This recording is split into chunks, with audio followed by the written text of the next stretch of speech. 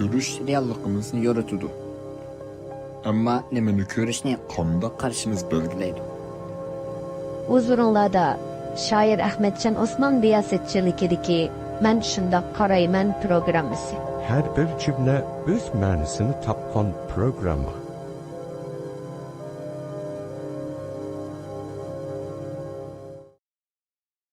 Assalamu alaikum.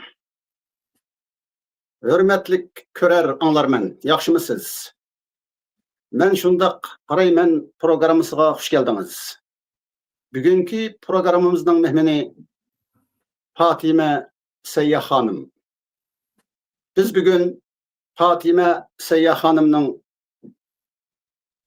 fikir erkinligiga qandaq qaraydiganligiga qaraymiz. Assalamu alaikum Fatime. Yaxşımısın? Valeyküm assalam Ahmetcan. Hem valeyküm assalam körürmenler, anlarmenler. Bugün fikir erkinligi temisida oldu bilen senin fikir erkinligiga bir fikir erkinligiga beradigan aniqlamani anglaymiz. Fikir erkinligi degan nima? Bu aniqlama senin aniqlamang bo'lamdi yoki bu o'rtaq aniqlama mı? Aldı bilen fikir erkinligi degan bu temada bu birinchi qatimliq suhbat emas ekan. Men shundoq qarayman, o'tgan haftalik suhbatida o Ahmet Fidoyi bilan mushu haqda suhbat ilib berildi. U chog'da asosli axborotdagi fikir erkinligi degan mushu nuqta shuni cho'rlab paranglashdilar. O parangda hamda ko'pincha mundaq o'ylanilgan yoki o'zininki kuzatgan nuqtalaridan fikir erkinligi degan mundaqroq narsa o'xshaydi degan shu nuqtadan paranglashdilar. Endi men bugun men kuzatgan nuqta yoki men o'ylangan nuqtalardan emas, men biladigan manbalardan shu manbalardan foydalanib fikir erkinligi to'g'riliq sizlar bilan sen bilan o'rtoqlashaman. Bu yerda fikir erkinligida bir o'rtaq fikir erkinligi deydigan bir aniqlama bormi dunyoda desa undaq aniqlama yo'q ekan. Masalan, Amerikaninki fikir erkinligi deganda avval mundaq üç nuqtani, üç so'zni ayirib olsak bo'ldi inglizcha. Birisi freedom of speech, ya'ni so'zning erkinligi. Speech degan so'z endi fikir so'z orqali ifodalanadi. Shunlashqa buni so'z erkinligi desak ham to'g'ri bo'ldi. Ya'ni birisi free speech, ya'ni erkin nutq yoki erkin so'z.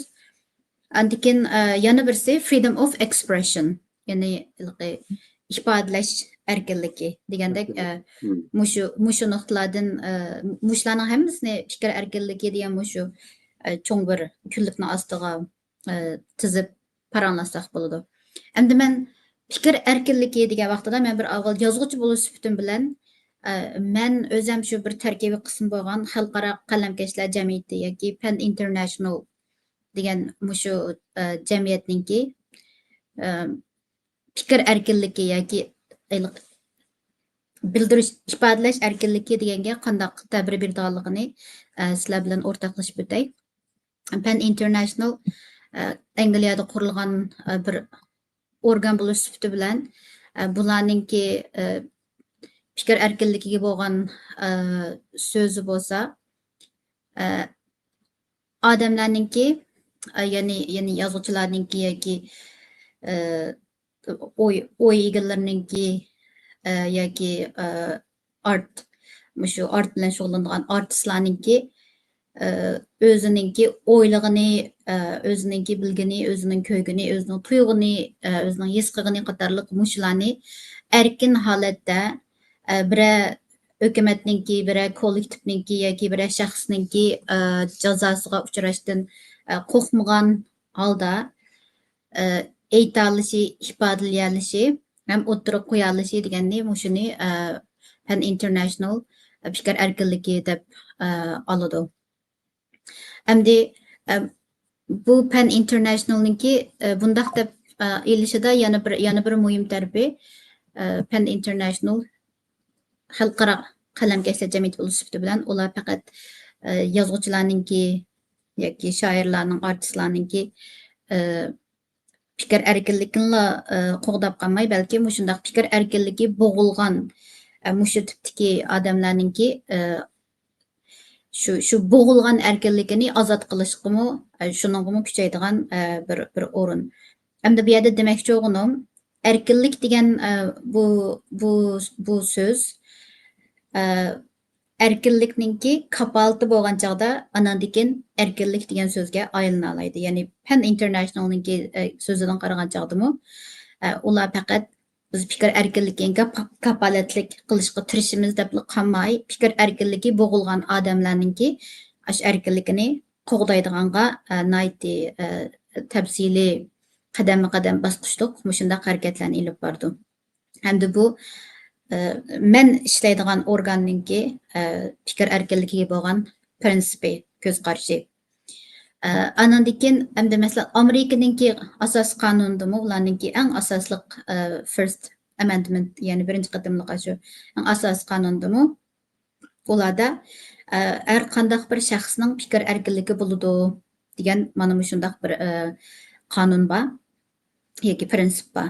Endi bu prinsipga mundaq qo'shimcha shartlar ulanib kelgan. Masalan, qandaq narsa fikr erkinligi bo'ldi, nima fikr erkinligi bo'lmaydi degan vaqtida fikr erkinligida masalan bir misollar aytay. Ikkinchi dunyo urush vaqtida yoki Amerika boshqa davlatlarga tajovuz qilib kirgan vaqtida degandek mushtaq vaqtlarda fikr erkinligining bir cho'ng namoyandasi, qonunda qo'g'dilinadigan fikr erkinligining bir namoyandasi o'quvchilarninki qo'liga bundaq biligiga qora narsa taqab, shu o'zininki urushga qarshi, ya'ni o'zining hukumatining boshqalar qilayotgan tajovuzchilik urushiga qarshi mushu o'zininki ideyasini, o'yini erkin holda jazoga uchrashdan qo'rqmay, turmaga tashlanishdan qo'rqmay, ham turmaga tashlanmaydigan holatda qonuniy jihatdan qo'g'dilinib, ular ifodalay oladigan mana shuni fikr erkinligininki birsi deb misol bersak bo'ldi. Endi fikr erkinligi emas taraflama bor ekan. Masalan, hamma fikrlar qo'g'dilindi yoki barliq fikrlar erkin ozod o'tirib qo'yildi deydigan undaq ish yo'q ekan Amerikaning qonunidami. Qandaq fikrlar erkin bo'lmaydi ekan, ya'ni erkinlik berilmaydi ekan degan vaqtida davlatning bexatarligiga ta'sir yetkazadigan anandagi asosli shu davlatning bexatarligiga ta'sir yetkazadigan shundaq fikrlarni bular cheklandi ekan. Ularninki qonuniy jihatdan bundaq qonuniy huquqi yo'q ekan. Buni fikr erkinligini yana bir tarafdan birsi bu erkinlikning qo'g'dilinishi, bu erkinlikni kapolat qildi desak, yana bir tarafdan bu erkinlikning cheklanishi, yana bir tarafdan bu erkinlikni bir qiyliqqa kirdi deb mundaq qaraydi ekanmiz. Endi men yashayotgan Saudiya Arabistonninki fikr erkinligi to'g'riliqmi, bularning ayrim ko'z qarashi bor ekan. Bu yerda fikr erkinligi bor ekan. Ularning asos qonunida fuqarolarninki Saudiyaning fuqarolarining fikr erkinligi qo'g'dilindi ekan.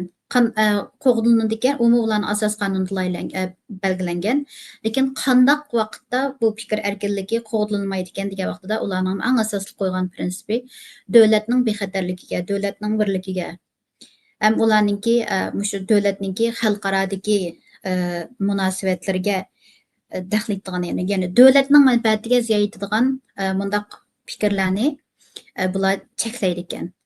Bu asos qonunga yozilgan nihoyatda aniq belgilama shu ekan. Endi men bu yerda sizlarga birsi yozuvchilarninki xalqaro qalamkashlar jamiyatining, yana birsi demokratiyaninki uyi yoki usi deb qaraladigan Amerikaning asos qonunidan, endi Saudiya Arabistonninki yana g'arb davlatlarininki so'zida unchalik fikr erkinligi yo'q deb qaraladigan Saudiya Arabistondan misolga ilib so'zlab berdim. Endi bularda o'rtaqliq, bular davlatlarning qonunida o'zining fuqarolariga beradigan fikr erkinligida ularning eng muhim o'rin qo'ydigani davlatning bexatarligiga kapolatlik qiladigan, kapolatlik qilmaydigan fikrlar bular cheklandi ekan. mayli Amerika bo'lsin, mayli Saudiya bo'lsin. Shunga bu ifodalash erkinligi yoki fikr erkinligi degan chog'da bu yerda bir butun xalqaroda birlikka kelgan bir nima yo'q, qoida belgilama yo'q. Yo'q, lekin asosligi shu o'zini ifodalash, o'zininki o'y fikrini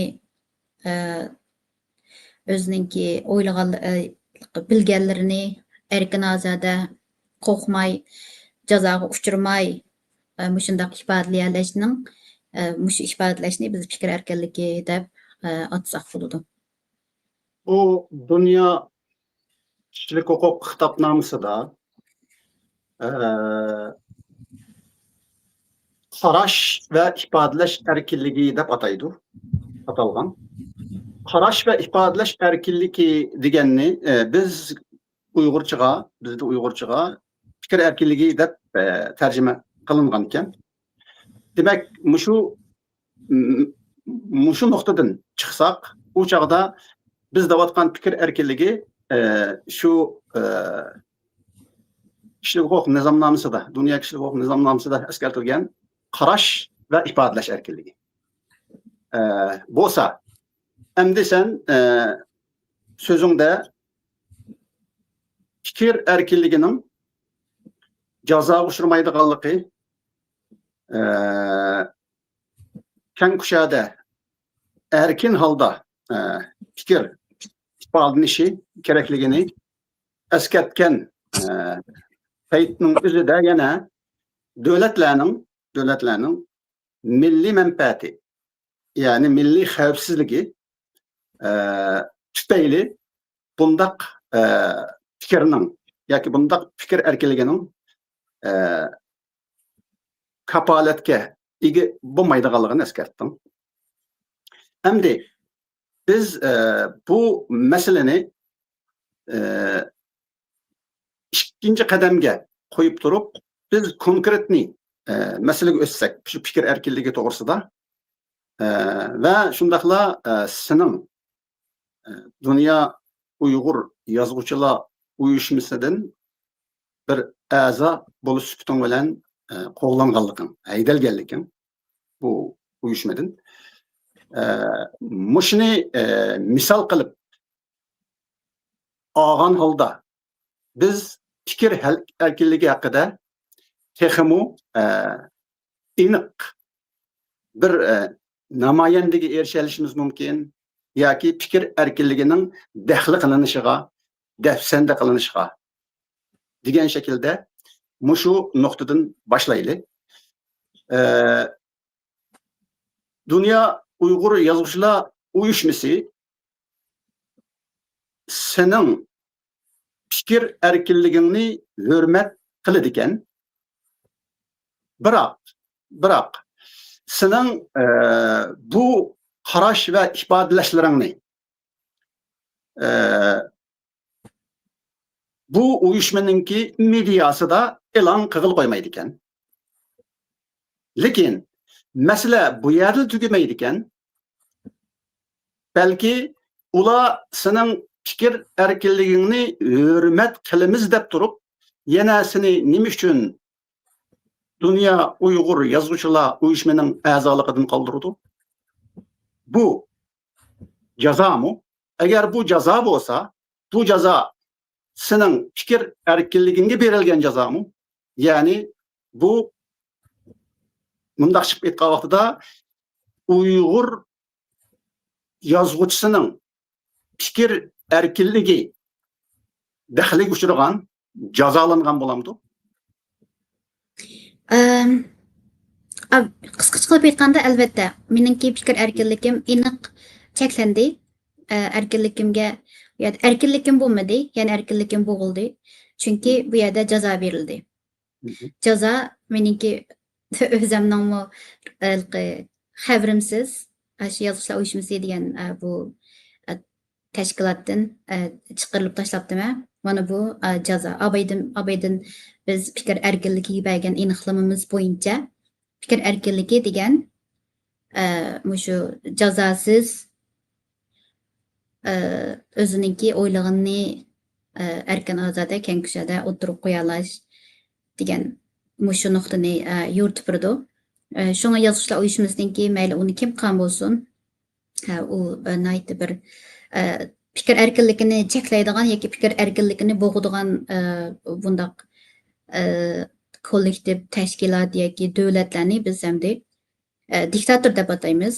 Agar demokratiyada fikr erkinligiga yo'l qo'yilgan yoki bo'lmasa ba'zan masalan podshohlik davlatlardami qisman fikr erkinligiga yo'l qo'yilgan bundaq joylarni demokratiya yoki bo'lmasa adil podshohlik tuzumi degandek bundaq ataydigan bo'lsak, agar fikr erkinligi bo'g'iladigan, uningga jazo beriladigan bundaq ishlarni diktatura yoki agar podshohlik tuzum bo'lsa, zolim podshoh degandek yoki zolim tuzum degandek bundaq so'zlar bilan ifodalasak nihoyatda joyiga tushadi. Endi bu nuqtada meningki ikki xil tuyg'um bor. Endi birinchidan men tug'ilib tek hozirgacha o'zimninki xalqimga yoki vatanimga o'zimning hech qanday ularning milliy manfaatiga xiloflik qilgan ishdan birini qilganimni bilmayman. Har qachon men o'zimni mushu xalqninki, mushu vatanninki bir qismi deb ashta ko'rib kelgan. O'zim nihoyatda mushu bir qism bo'lg'achqa dunyoning har qanday yeriga borsam, har qanday yerda chaqnaydigan bo'lsam, u chaqnag'ini men emas, mening xalqim, mening vatanim u yerda lapildigini, mening ko'ynikim yoki chapinim emas, u yerda lapildigini bizningki vatanimizningki, mustamlikasidagi vatanimizningki ko'k bayrog'i deb mushundaq iftixorlik tuyg'usida garchi biz nurg'un talon-tarojlarga duch kelib, nurg'un dasilib, chaylinib odamlarning oldida biz yig'lang'u, mishildaydigan ashundaq odamlar shundaq ko'ringan taqdirdimi xalqaro sahnalarda men bizningki bo'shashmaydigan, tiz bukmaydigan, botirona, qaysirona ham bizningki ham aqlimiz, ham zihnimiz, ham mushu jasur ruhimiz bor bir xalq ekanligimizni shuni ifodalashga shuni ifodalashga tirishib kelyotgandim hozirgacha. Endi menga nisbatan agar biror jazo berilsa menga yoki mening so'zlaganlarimga yoki mening ko'z qarashlarimga yoki men vakil bo'layotgan o'ylarga, guruhlarga agar jazo berilgan bo'lsa, bundaq jazoni men Uyg'urdan kutmaydim. Ham Uyg'urdan qat'iy kutmayman, hozirmi kutmayman. Men Xitoydan kutatdim. Bu endi xilam. Xitoy qiladi menga agar bir ishni qilsa. Shunlashqa dadamni Xitoylar shuni o'ltiryapti. U hayron qoldigan voy xudoyim ajab bir sho'p ketib deydigan ish emas. Avu jazo mana. Jazo mening og'zimni yumdirish uchun, mening fikr erkinligimni bo'g'ish uchun dadamni o'ltiryapti. Lekin mening fikr erkinligimni bo'g'amadi. Endi men hayotimda tug'ilgandan, savodim chiqqandan boshlab bir narsa yozishni yaxshi ko'ratdim. U Allohning menga bergan tabiiy sovg'ati. Bu sovg'atni men shu sovg'at sababli Uyg'urlarningki tashkilotlarga aralashmaydigan yoki mustaqil faoliyat qiladigan bir Uyg'ur bo'lish sifatimda ko'nglimning eng bog'langan yeri yozuvchilar uyushmasi.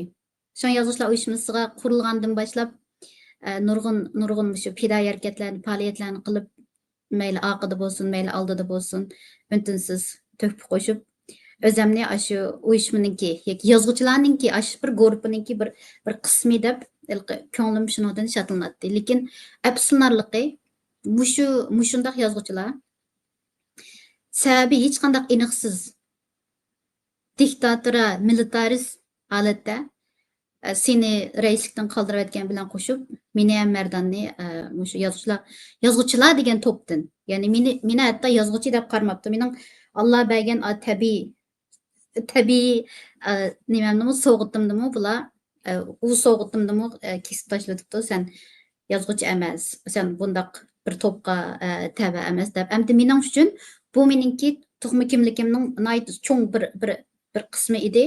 Endi bu qismninki o'zimning millatininki, o'zimning xalqining, o'zimning vatandoshlarininki mening bu kimligimni shu qadar zo'rlik bilan zolim holda tatib olganligidan men buningdan hayron qoldim. Agar buni Xitoy qilgan bo'lsa, Xitoy menga xalqaro qarchaplab yoki meni bundaq ayol yoki meni undaq odam yoki bundaq deb Xitoyning mediasida men chiqqan bo'lsam, men hech hayron qolmaydim. Hammanglarga taqtatdim mana Xitoy bundaq qildi deb. Lekin endi bu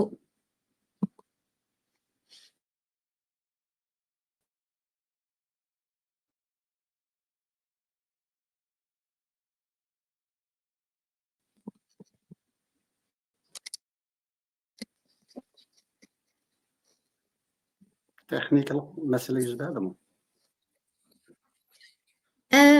Beni ko'ra oldinglarmi? Meni ovozim anglandimi? Avaz anlandı. Avaz anlandı. Men sizlarni ko'ramayman, lekin ovozim anglangan bo'lsa, meni ko'ra olgan bo'lsanglar, davomlashtiravering. Lekin haqiqatan texniklik masala yuz berdi. Bu- Meni ko'ra oldinglarmi? Sürat ketip kaldı lekin ekranda. Bo'lmasa men telefonim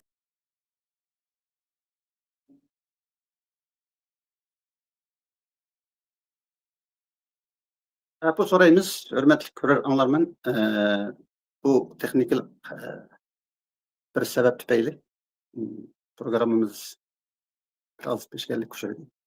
Lekin hazırla yine kayda davamlaştırırız.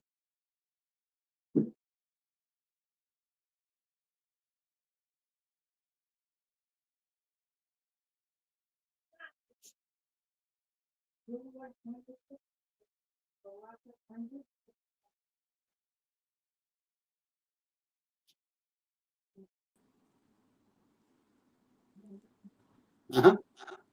okey, kechiringlar, bu texnikalik masala. Adam o'ylamgan yerdan chiqib qoldi ekan.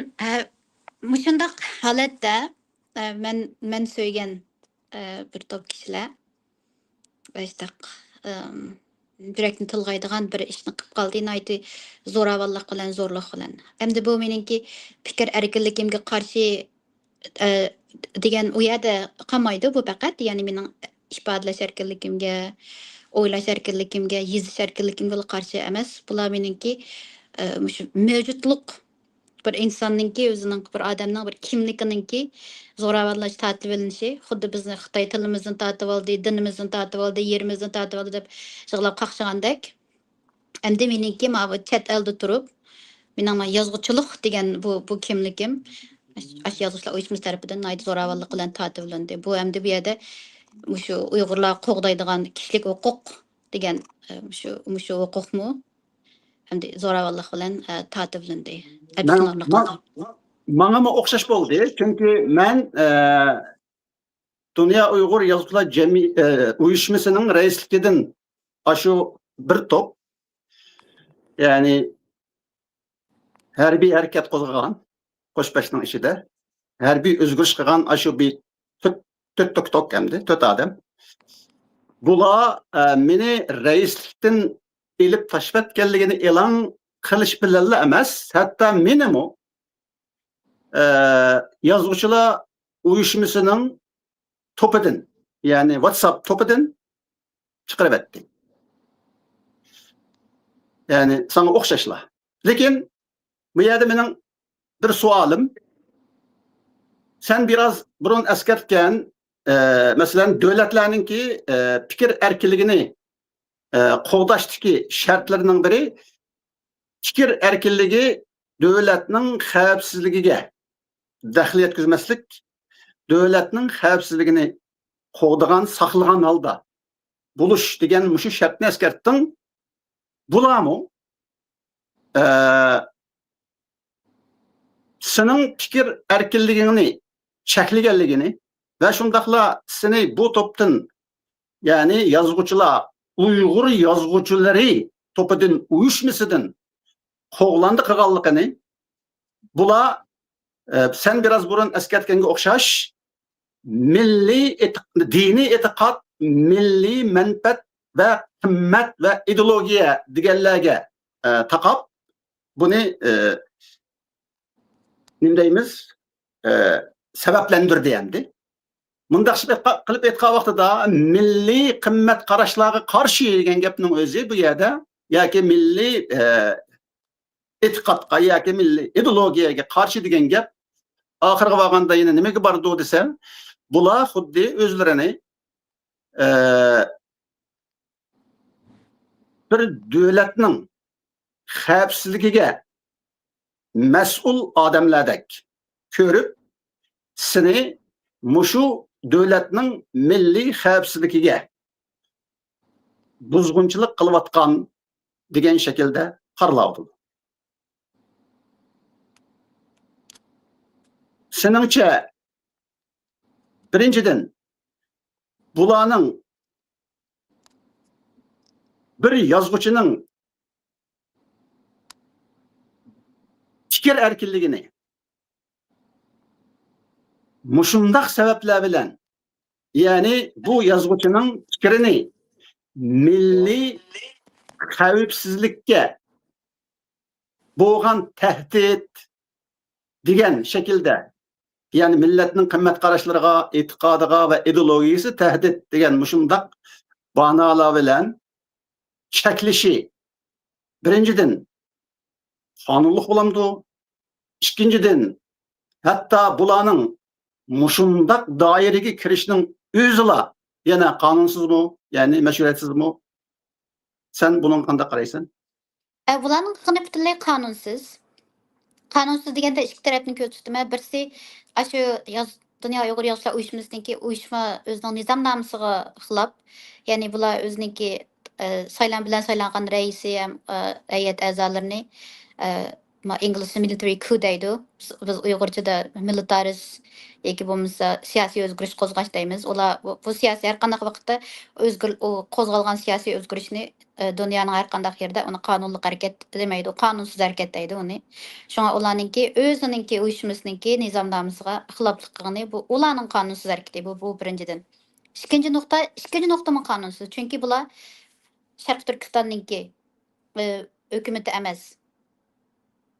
Bularda hech qanday bir odamni milliy manfaatga qarshi yoki diniy urf-odatlarga qarshi yoki sap ideyaga qarshi deb bir odamga jazo berish undaq huquqi yo'q. Bularda undaq huquq yo'q. Bularda undaq qonuniy huquq yo'q. Bu aniq har ikki tarafdan qonunsizlik. Hatto bir shaxsning aşağıda seni aniq aytdi bular 3 nuqtadan. Seni milliy munofiq, seni sap ideyalik emas, ya'ni buzuq ideyalik degandek mushu so'zlar bilan seninki shaxsiy nomingga ular hujum qildi. Bu 3-chi qonunsizlik. Bu 3 qonunsizlikni ular o'zininki uyushmaninki o'zi qo'g'damoqchi bo'lgan, ya'ni o'zininki millatininki o'zining nom ismida qo'g'damoqchi bo'lgan millatininki qo'g'dayman deb bütün 3 qonunsizlikni millatning oldiga to'kib berdi. Mushu qonunsiz harakatlarning hammasini o'sha yerda kim qo'llagan bo'lsa, shular endi asta-asta qonuniy jazoga tortiladi. Mayli ular o qonuniy jazo, mayli shu yozuvchilar uyushmasidagi shu ishlarni qilgan odamlar yashayotgan davlatlarning qonuni bo'lsin va yoki o'zlari ishonadigan shariatniki yoki Allohning qonuni bo'lsin. Chunki Allohning qonuni bagarchi shariatning jazosiga tortilmasimi, lekin Alloh meni ko'rib turuvchi, Alloh meni bilib turuvchi. Bu yerda tuhmat qilgan odamlarga qonuniy jihatdan jazo bor, Allohning jazosi bor bo'ladi. Buni deyishda mundaq bir narsani aniqlashga to'g'ri keldi. Ya'ni nima uchun ular seni qo'g'lab chiqadi, san qo'shib meni qo'g'lab chiqadi, Bardonni qo'g'lab chiqadi degan vaqtda al-qissadan boshlandi. Al-qissa degan mushu programmani yozuvchilar uyushmasining nomidan qildinglar. Buni qilganinglar. Mush al-qissa degan programma milliy manfaatga xilof ekan. Men buni o'qirmanlarga nayti aniq tushuntirib qo'ya ko'rganlarga. O'g'uzxon degan bu odam Uyg'urlarningki xaqoni. Bizning ota bo'lmiz. To'moxon, u xon bu xon degandek, ammo O'g'uzxon degan odam Uyg'urning ota bo'lsa. Bu O'g'uznoma degan bu kitobni biz kichikimizdan naydi cho'ng bo'lib, hayajonlanib to'liq o'tirdi anglagan vaqtlarimizda yuraklarimiz düpüldeb, xuddash O'g'uzxonning ko'k bo'risi kelib hozirlan bizni qutqizdigandek, bizni nijotlikqa erishtirdigandek shu yo'sinda biz ashundaq talmirib, ashundaq anglab, shundaq cho'ng bo'lgan. Agar buni anglab baxmagan, buni ko'rib baxmagan, buni bilib baxmagan odam bo'lsa, Undaq bolsa ularda Uyg'urning milliy ro'yi kam. Ya ular vatanda cho'ng bo'lmagan, Oğuznamını anglab baxmagan, ya bo'lmasa ular to'liq o'tirib o'qib baxmagan, chunki uni to'liq o'tirib adabiyot kitobida o'rgangan, agar undan burun o'qib baxmaganlar bo'lsa, ya Uyg'urningki to'liq o'tirib maktabida o'qib baxmagan. Agar bu ikkalisi yaxshi tarafdan bo'lsa, uchinchi tarafdan hamda haqiqatdanmi Oğuzxonni bilgan taqdirdami, Oğuzxonni butunlay Uyg'urningki milliy ro'yitidan, milliy tarixidan, milliy aslimsidan butunlay o'chirib tashlashni maqsad qilgan. Mushu uch narsa anadikin sen so'zlayotgan Oğuzxonni milliy ruhga qarshi qilib qo'ydi. Sen Al-Qissa degan bu programmada Merdan va ikkimiz mening va Merdanning nayt zo'r qo'llashi bilan Al-Qissani nayti ratlik, ritmlik, isil bushloq ilib badan ham ilib berib kelyapsa, bu yerda hech qanday milliy ruhga qarshi hech qanday gap yo'q. Bu yerdagi butunlay gap Uyg'urning milliy ro'yini urg'utish. Özünün mushunda xon o'tgan, xaqan o'tgan, rahmatli Ko'rash Ko'san aytgandek, mening ota bo'larim xon o'tgan, xaqan o'tgan, jahonga xon bo'lgan degan shu naqsni aytgandek, sen shu naqsni bizga qayta asıltıvatsa, qayta aytib turvatsa. Bu naqsni sen aytgan vaqtingda u seni milliy ruhga qarshi deb qarladı. Bu bir nayt zo'r töhmet. San qılınğan töhmet emas, sanıl qılınğan töhmet emas. Oğuzxonga bizning milliy ro'yimizga, ota-bobomizning, ajdodimizning ro'yi qılınğan töhmet bu. Bunda töhmetni faqat yatlarli qila oladi. Bunda töhmetni faqat yatlarli qila oladi. Uyg'urga, Uyg'ur millati, birlashgan Uyg'ur millati degan Oğuzxon birlikka keltirgan bu millatga yot yoki qarshilarla buni qila oladi. Xudo haqqi. Magipimni ayt yaxshi o'ylaninglar.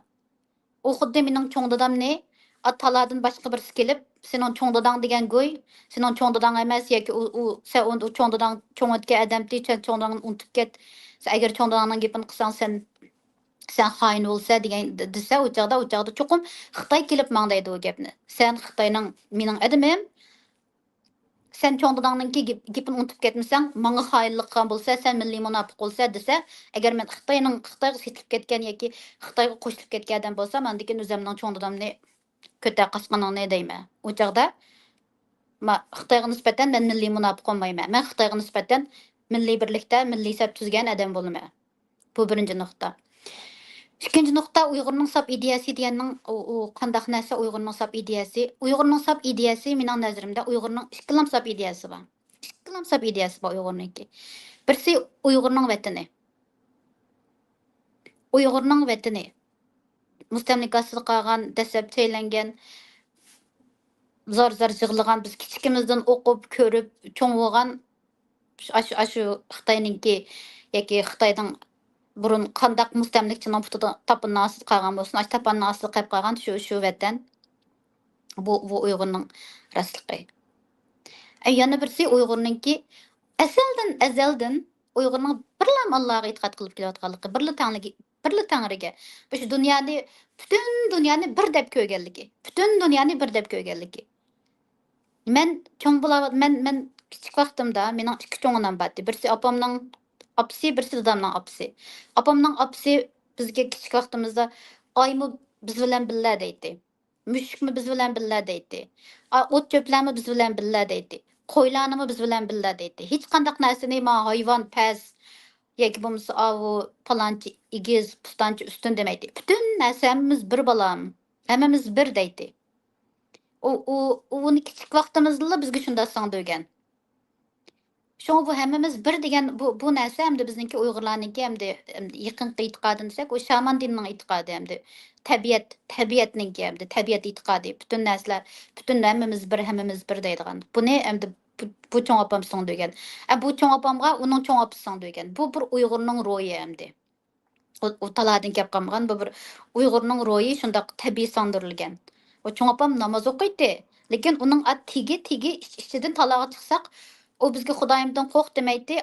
Oyga qaranglar bolam, oyning birligini ko'rdinglarmi, mushukmi oyga o'xshaydi deb mundaq gaplarni qilib beradi. Yana bir cho'ng opam diniy oila cho'ng bo'lgan. O cho'ng opam hamda shu qulqimizni assak kichik vaqtimizda, mundaq qulqimizni etishdan qo'rqaydik. Chunki qulqimizni assak gurildaydi emasmi, ovoz chiqadi, gurq qilib ovoz chiqadi. Cho'ng opam bizga ash qulqinglarga anglayotgan ovoz do'zaxning gurildab ko'ygan ovozi deb bizni do'zaxdan qo'rqitadi. Biz 5-6 yoshlik bolalar qo'rqaydiq, bu qanday narsadir u deb. Birsi butunlikni deb beradi. Birsi qo'rqitadi. Endi mushundaq ikki narsa hozirgi kelgan chog'da Uyg'urningki sap ideyasi degan yerda taqishib qoldi. Uyg'urning sap ideyasi qaysi? Mening opamning opsimi yoki dadamning opsimi? Qaysi sap ideya? Meningcha opamning opasining ideyasi sap ideya, Uyg'urning sap ideyasi. O mayli shaman din deb atayli yoki bo'lmasa O'g'iz Xaqonning dini deb atayli yoki kimning tanrisi deb atayli. Bu birlik, bu bir narsa bu. Şuna Peygamber Muhammed sallallahu aleyhi ve sellem kelgan vaqtida o'zining qavmiga kelgan vaqtida bir kishininglar o'tinib qolay, bir kishininglar deb shu gapni ham olib kelgan. Bir kishini ishlab kelgan.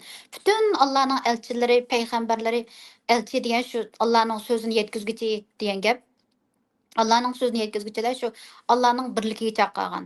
Bir deb. Ham shu Uyg'urningki sap ideyasi men uchun Uyg'urningki mustamlikada qolgan vatani shu vatanning mustamlikada qolganligini, vatanim mustamlikada qolgan deyish bu sap ideya. Yana birsi, haqiqatdanmi biz Uyg'urlar bir Allohga, bir Tangriga, bir ko'kka, nima deb atsanglar mayli uni, bir Xudoga shu birningki borligini e'tirof qiluvchi, shu birda tug'uvchi, shuningdan bo'linmagichi degan mushu ideya men uchun Uyg'urningki sap ideyasi. Uningdan boshqa har qanday kishlik huquq demsa, hatto biz deyishayotgan bu fikr erkinligi degan bu quruq gap, bu quruq gap. Birlik, u Tangrining birligiga, u hamma narsaning birligi kelmasang bu yerda erkinlik bo'lmaydi. Birlik bo'lmasa erkinlik bo'lmaydi. U sening vataningninki mustamlik ostidagi vatan ekanligini demay turib, san kishlik huquq bo'lmaydi. Undaq ularning hammasi men uchun bulg'angan ideyalar. Şuna Uyg'urning sap ideyasiga seni yoki meni qarshilik qildi desa, Uyg'urning sap ideyasi men uchun ularning ideyalari bulg'angan ideyalar. Yana bir nuqta nima deding? Diniy e'tiqodi deding. Ha, diniy e'tiqod nima deb bo'pti men sap ideyaga qo'shib o'tiblam.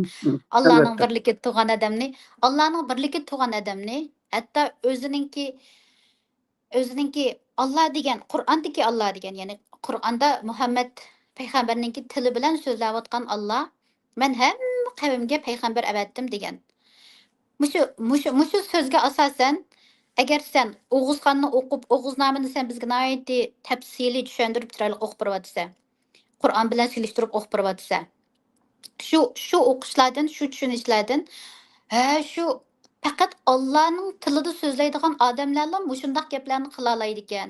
Allah mening so'zimni avatganlar, mening so'zimni deganlarni men shunda elchi deb avatdiman degan. Unda bo'lsa O'g'izxonning elchi bo'lishi mumkinmi? O'g'izxonni cho'qim elchi yoki cho'qim elchi demaslik emas. O'g'izxon mushundaq gapni qilibdi. Ajab bir Qur'on bilan o'qisa payg'ambarimiz degan gaplik o'xshab qoldi-ki, deb bunda bir o'qib baqqan odam, o'ylaydigan odam, tafakkur baqqan odam bu narsani o'ylay oladi, bu narsani silishtira oladi. Shuning bilan u yerda seni agar O'g'izxon sen payg'ambar demsa yoki O'g'izxon payg'ambar emas demsa, sening ixtiyoring o seninki. Lekin O'g'izxon payg'ambar degan odamni dinga qarshi desa, bo'lmaydi. Chunki o'zini bilmaydi, uni Alloh biladi, o'zi bilmaydi. Undaq emas degan odam bilmaydi. Undaq degan odammi bilmaydi, lekin hech bo'lmasa shundaq bo'lishi mumkin deydi. Ammo undaq emas degan odamni sen cho'qim xato deb uninga jazo bersa, ya'ni yozishda uyushmasi seni O'g'izxon to'g'riliq so'zlading, uni payg'ambar deding, bu sening bizning diniy e'tiqodimiz qarshi deb seni jazolagan bo'lsa, u chog'da ular nimaga aylanib qoldi? Ular bilimsizlarga aylanib qoldi. Bu faqat fikr erkinligining ham nuqul olib fikr erkinligining ham gap emas bu yerda. Ya'ni bu yerda biz davomli kitoblardan o'qiydigan qashshoqlik, bilimsizlik, nodonlik degandek biz qarshi turadigan illatlar ham oshlarda ko'rilib qoldi. Baxtga qarshi absunarli qoldi.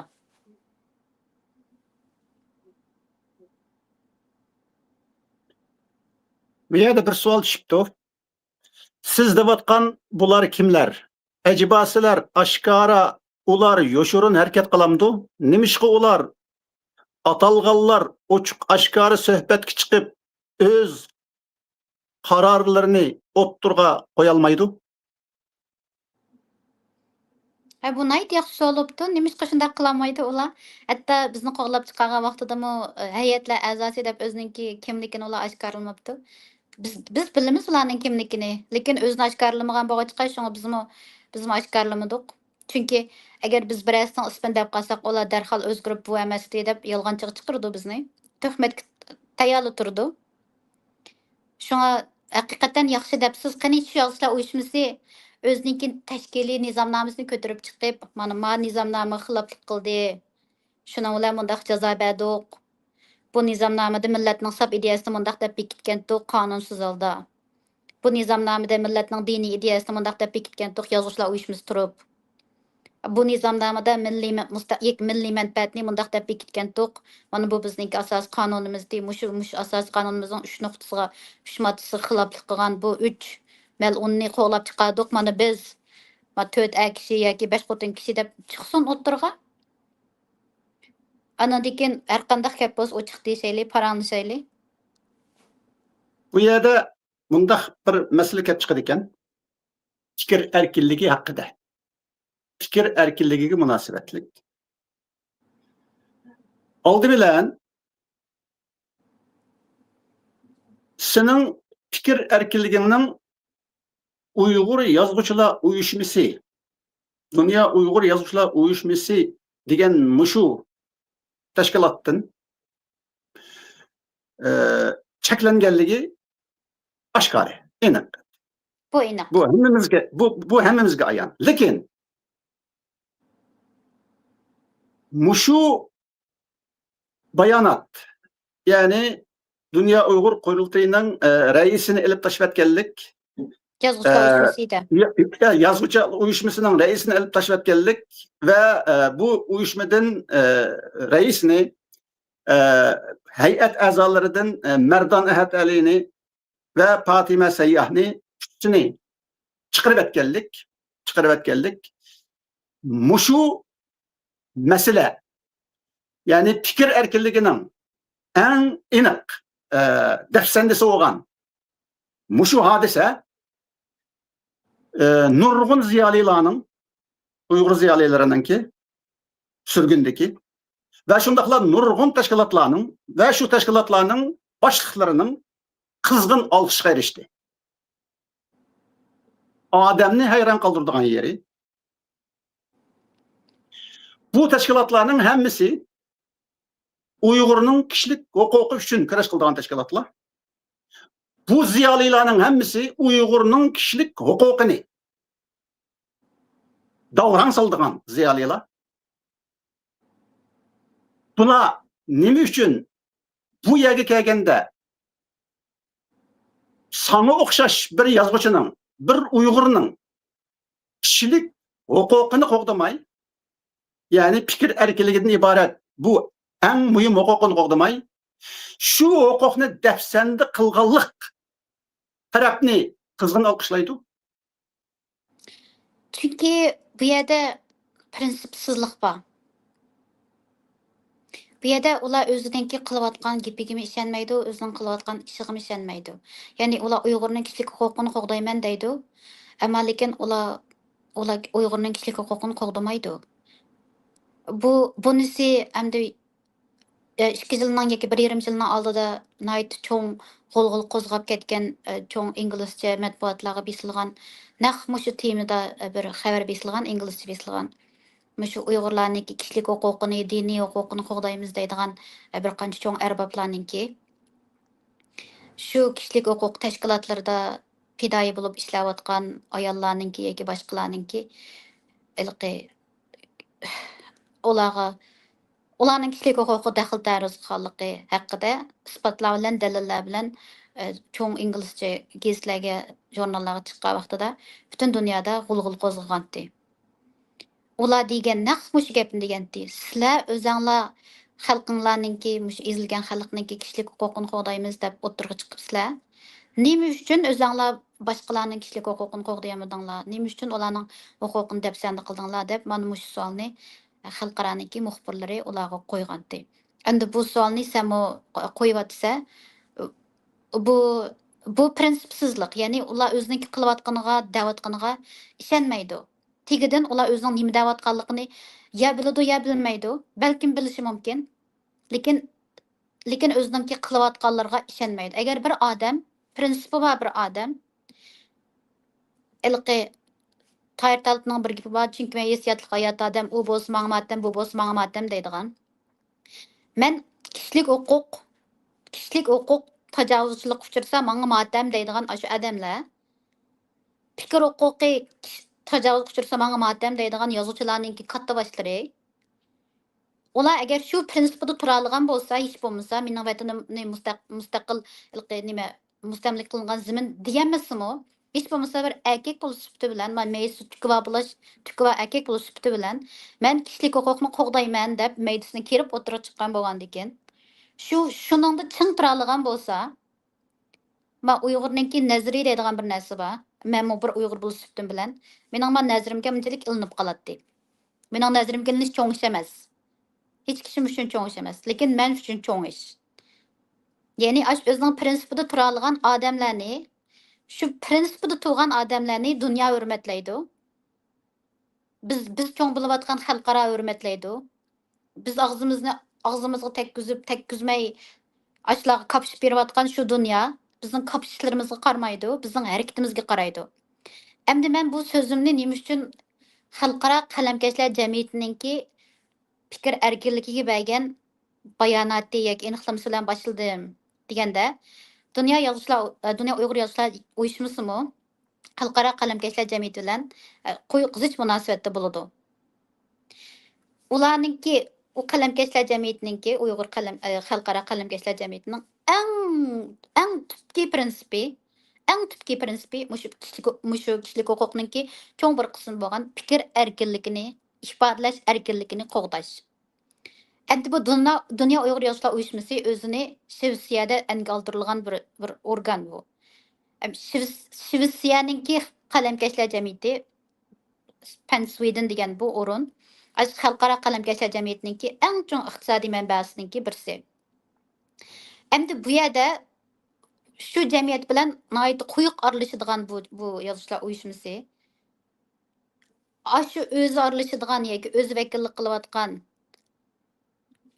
shularninki eng tubki prinsipini yutib tashlabetdi. Ilqi yolg'onchi mundaq tutib aytgan vaqtida yolg'onchi degani bilan qig'ni bir yerdan chiqmaydi. Nima uchun degani bilan qig'ni bir yerdan chiqmaydi? Bu boshqa masala endi. Masalan, yeni ishkirlab bu narsaga kirsak,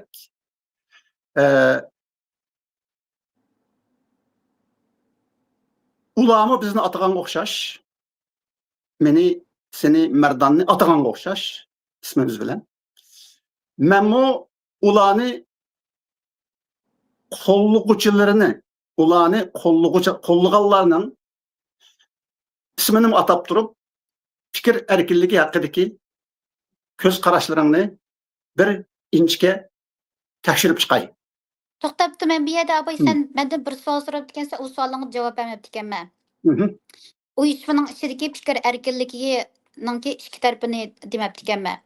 Ya'ni sen uyushmaninki raisi vaqtida, ya'ni u yerdan qo'g'lanmasdan burun sen biz al-qissa to'g'riliq shu naiti yaxshi saylanib bordik. Ya'ni shu uyushmaninki a'zolarining fikri bo'yicha mush al-qissa degan mush programma yozuvchilar uyushmasininki sahifasida davom qilamdi yoki qilmamdi deb buni biletga qo'ydik. Biletga qo'ygan vaqtida 10 ga qarshi 8 natija bilan, ya'ni davom qilsin deganlar 8, davom qilmasin deganlar 10. Shuningdek unda bo'lsa, okey, davom qilmasin degan bu demokratik qarorni u yerda chiqardik.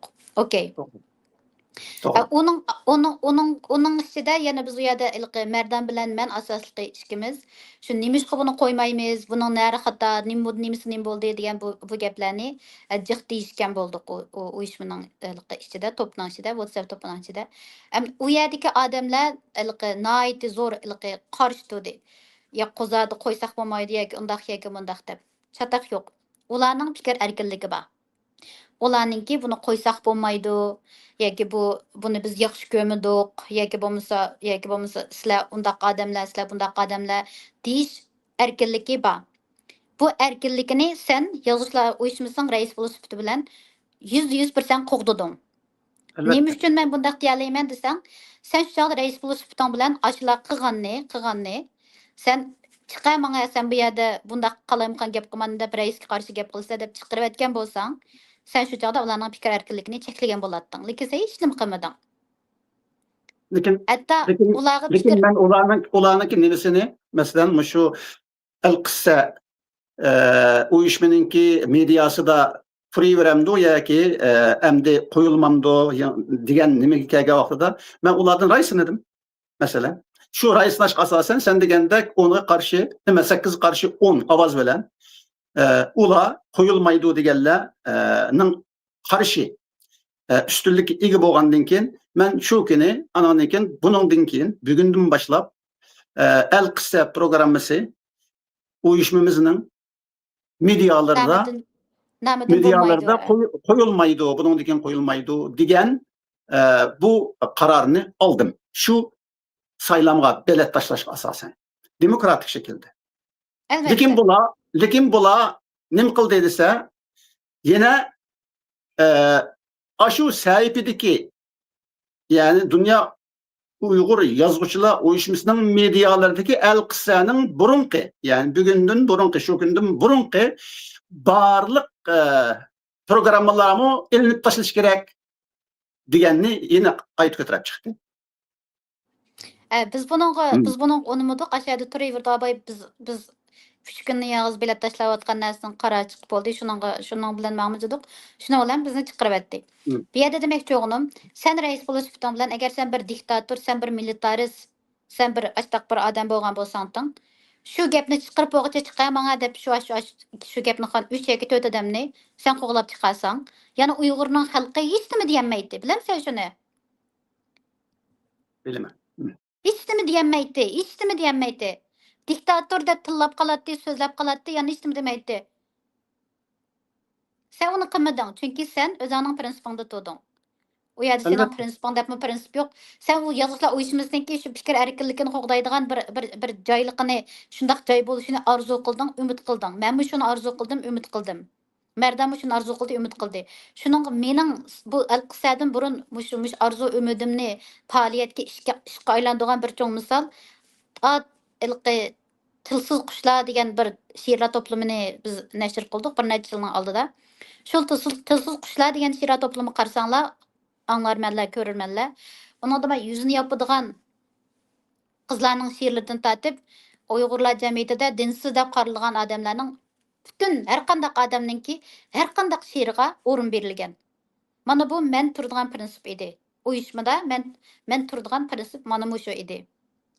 Hech bo'lmasa uyushma, yozuvchilar uyushmasi degan bir yer bo'lsa-mu, yozarmanlarninki, so'zlarmanlarninki bir bexatar bir tura oladigan, qo'rqmaydigan, so'zlay oladigan, deya oladigan bir yeri bo'lg'ay deb Xudoyimga mushta duo qilib shunda shu ishni qilayotgandik. Ammo lekin afsuslanarligi sen ularga jazo bermading, ularninki fikr erkinligi qo'g'daldi, ular mayli nima desin, mayli demasin. Ular chiroyli o'tirdi uyushmada. Tamdan keyingi chiqib o'tib olib, kimligini bildirmay. Lekin jazoga uchragani, fikr erkinligi jazoga uchragani, til kesligini, yozuvchilik kimligi zolimlarcha ilvilingani biz bo'ldik. Bu endi Uyg'urninki tarixida bir qora dog' meningki ilqi qarashimda bu fikr erkinligi ham emas, bu haqiqatan ilqinoyat sistemalik qilingan bir hujum deb qarayman. Men mayli bu hujumni mayli kim qilsin, uning keyinda kim bo'lsin. Endi shunga ma'vu tafsiliy qarab chiqilganga o'zining ismi bilan qo'shilib chavak chag'anlar to'g'riliq endi so'zlasak bo'ldi. Mening Bu yerda demoqchi bo'lganim fikr erkinligi haqida. Bu chunki biz hozir sen bilan qilishayotgan bu suhbatdagi tema bo'lgan fikr erkinligi bu faqat sizlarning sen ve Merdan ve Dünya Uygur Yavuzlar Uyuşmasının reisinin sabık reisinin dep turayım. Ağalarının hürmetiga, diktatorlarning hürmetiga. Reisinin ve şundakla Dünya Uygur Yavuzlar Uyuşması degan bu teşkilatın işi bo'lib qolmay, bununki ta'siri bütün sürgündeki, diasporadaki Uygur şəxsləri və təşkilatlara bağlanıb getdi. Yani bu mesele Uygurların fikir erkinligini sınaşdaki bir çoğun sınaq olub qaldı. Bunu bütün inkaslarda gördük. Muşu inkaslarda mesela Uygurların çoğun ziyalarının biri dep atalgan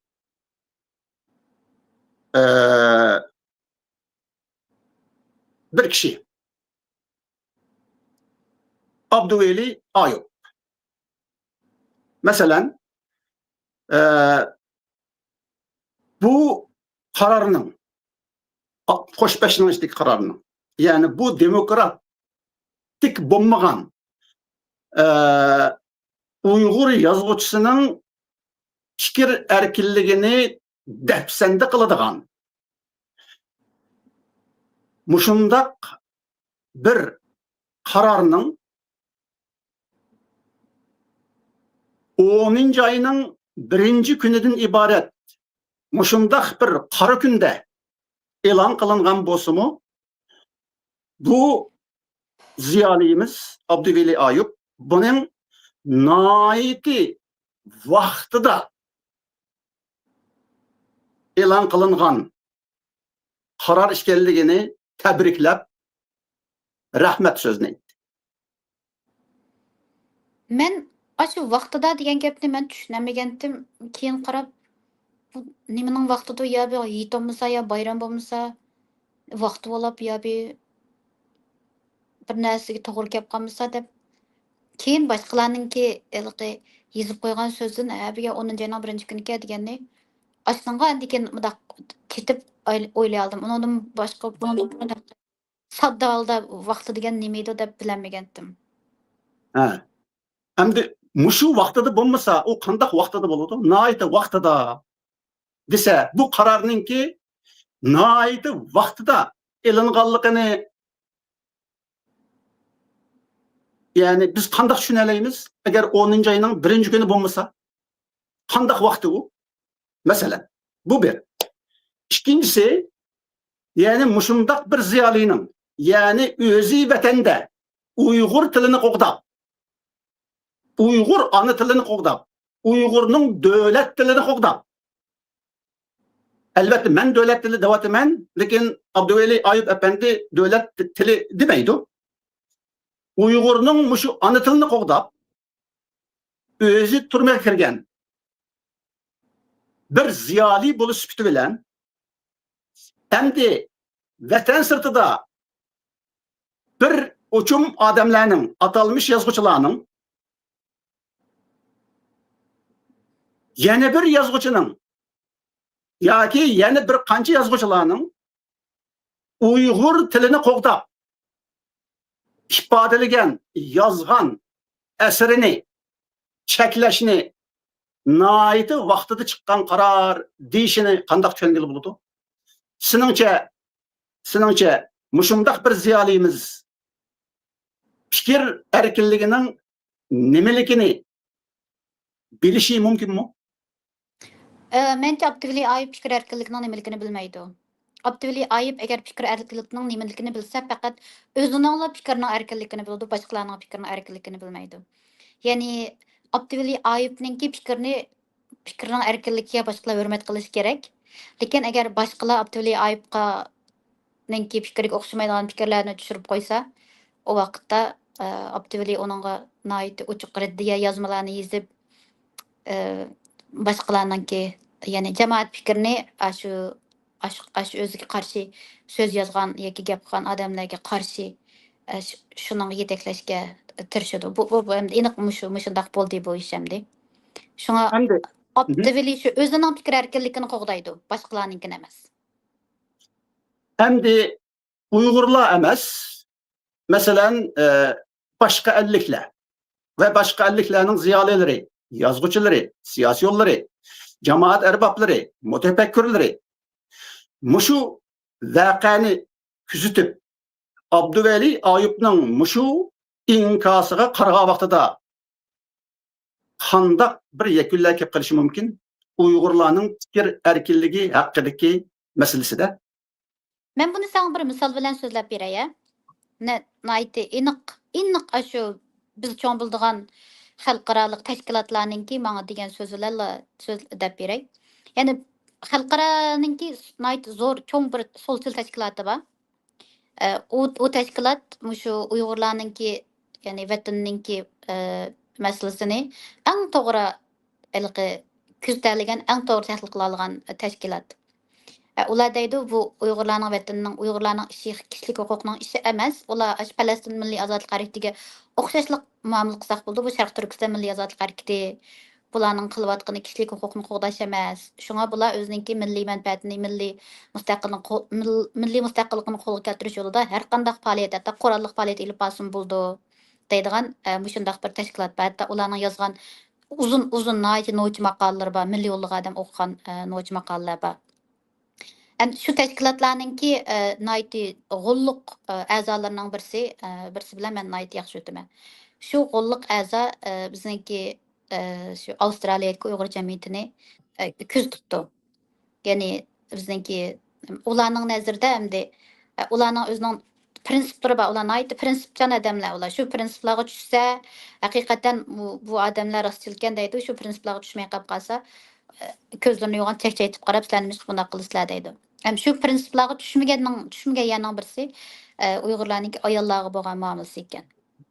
Sizlar ayollarga muomala izlagan millatlarningki o'ziga qildigan muomalasi undaq bo'lmaydi. Izlagan millatlar. Ondan keyin biz sizlarningki milliy mustaqilliklarni qo'llaydigan shu faoliyatlarda sizlar o'zinglarning ayollaringlarga muomalanglarga qarab biz sizlarni qo'llay olmaymiz degan mushu gapni menga aniq qilgan. Ya'ni ular seninki so'zingga emas, sening harakatingga qaraydi. Bu misolni men mishadan boshladim. Sho'ng Abduvali Ayıpmi Norvegiya xalq qalamkashlar jamiyati, shu xalqaro qalamkashlar jamiyatininki sho'bisi bo'lgan Norvegiya qalamkashlar jamiyati degan shu jamiyatdan residency ilib, shulardan mukofot puli ilib, yezish mukofot puli ilib yozganligini o'zini aniq yozgan to'rga.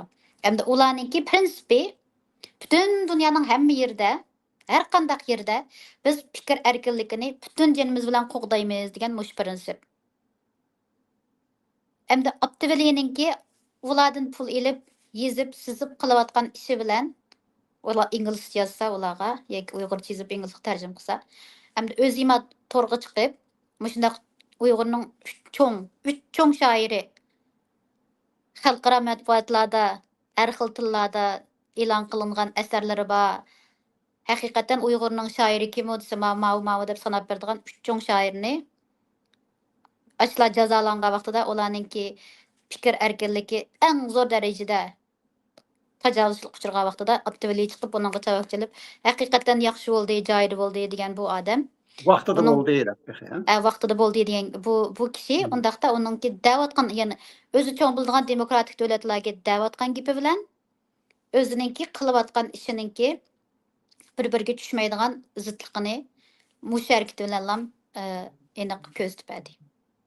Yeni bir misal. Atalmış Şarkı Türkistan sürgün hükümetinin prezidenti Gülnur Saud Hanım. Nurgul Saud. Nurgul Saud Hanım. Kechiringlar. Nurgul Saud Hanım. Nurgul Saud Hanım özünü sürgün Şarkı Türkistan'ın sürgün hükümetinde devlet prezidenti deb qaraydi. agar bu xonimmi davlatning prezident sifatida, ya'ni Sharqiy Turkiston davlatining prezident sifatida Sharqiy Turkistonning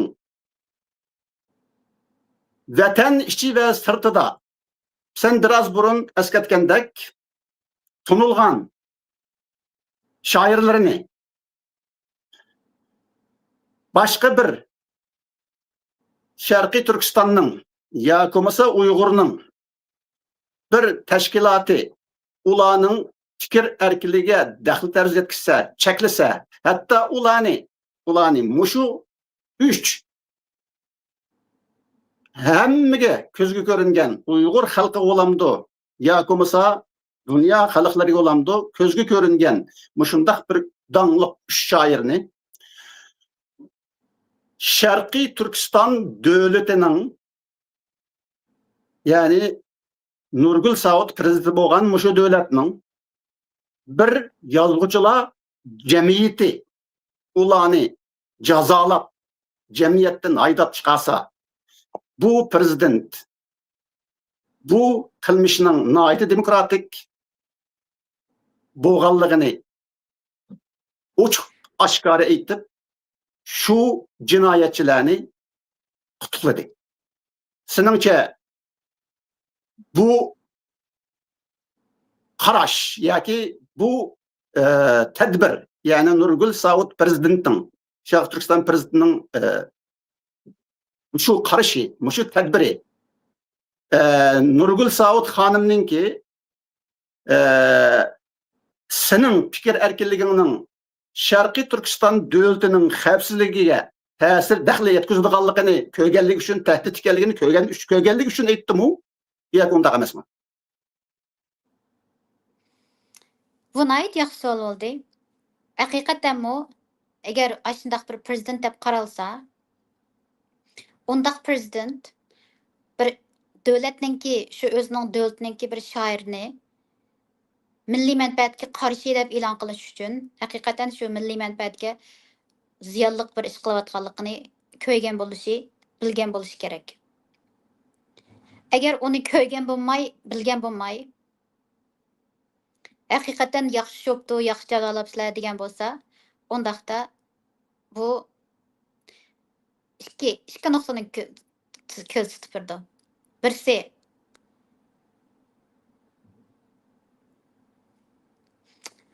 prezident bo'lish sifati bilan eng aqllisi bir ishni oldi bilan ikkili tarafdan so'rash kerak. Bir odillik hamdi. Adliya, qisqacha noiti, hatto qozi sistemasimi birisi birisini qarlasa kelib, qarliqchi aqliqchilarni akaldirib, "Sen manda deb degan, sen manda deganmi?" deydigan eng oddiy qozilik sistemasini bilish kerak. Yo'q, bilish kerak emas. Prezident degan, davlatning prezidenti degan eng oliy sud usulida davlatning. Ya men de bek unda yuqoriltib etmedim hem de unda qilqi yuqor talab qo'ymadim. Ilqi talabninki eng ilqi aqallisini qo'yapman hem de. Eng aqalli holatda bek biz unda cho'ng bizni ilqi prezident qilib tarbiyalaydigan unda sistemimiz yo'q bo'lgandan prezident bo'lasimi hem de balkim ba'zan taraflardan ilqi mukammalsizliklar bo'lib qolishi mumkin. So'ng eng oddiy yo'sinda ikki bola bir-birlar urushib qilib banqisini yiqitib kelsa, onasi ya dadasi sen imqonting deb so'raydi. Eng oddiy yo'sinda. Endi buni u xonim undaq qilmaylar chavak chapdi noiti demokratik ish qilishlar deb yoki demokratik ish qilganini bilgini yoki bilmagini shuni demokratik deb qaragan bo'lsa, demak u ishninki ikki tarafini ko'rmaydigan, mushtaq bir taraflamlik qaraydigan bir prezident degan mushakunga kelamiz. Bundaq prezident endi davlatga xatarlik. Davlatning manfaatiga bundaq prezident xatarlik bo'ladi. Hem ikkinchi nuqtadan qilib aytgan chaqda, buni tekshirib tadqiq qilmay bo'pti, mayli qandaq nuqtadan desin. U yerda ashundaq gapni qilishi bu noiti xatarlik. Yani xatarlik deya keldik ama bu noiti xatarlik. Bu nihoyatda xatarlik.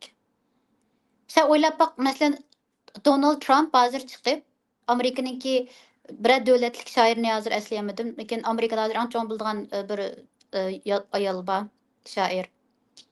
She'rning ismini, kitobining ismini eslay olmayman, o'zining ismini eslay olmayman. Milkan Hani süt bilan asal deydigan bir she'rlar to'plamidan chiqargan bir ayol bor. Shu ayolni ham hozir nayt cho'ng bo'ldi, garchi u bundaq davlatlik shoir bo'lmasimi, lekin butun Amerikaninki xalqining olqishiga erishgan bir shoira. Shu shoirani chiqib, bu odam endi Donald Trump chiqib, bu Amerika Amerikaning xoini deb e'lon qilsa, e'lon qilgandek ish bo'ladi.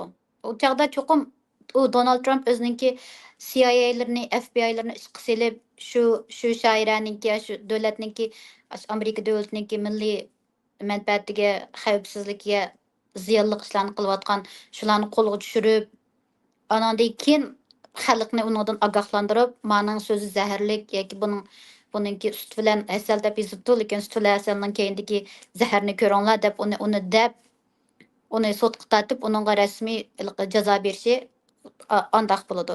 Lekin bu Nurgul Saudning qo'lida agar davlatninki Sharq Turkiston davlatining istixborot organi bo'lsa, shu istixborot organininki biz uchimiz to'g'riliq egallagan bizniki shu milliy manfaatga xilof xoinlik qilayotgan yoki askirlik qilayotgan shundaq materiallarni to'plagan bo'lsa, agar shunaq materiallarni to'play olgan bo'lsa, men to'g'ri butun oshkor qo'yib o'tishini men chin dilimdan umid qilaman.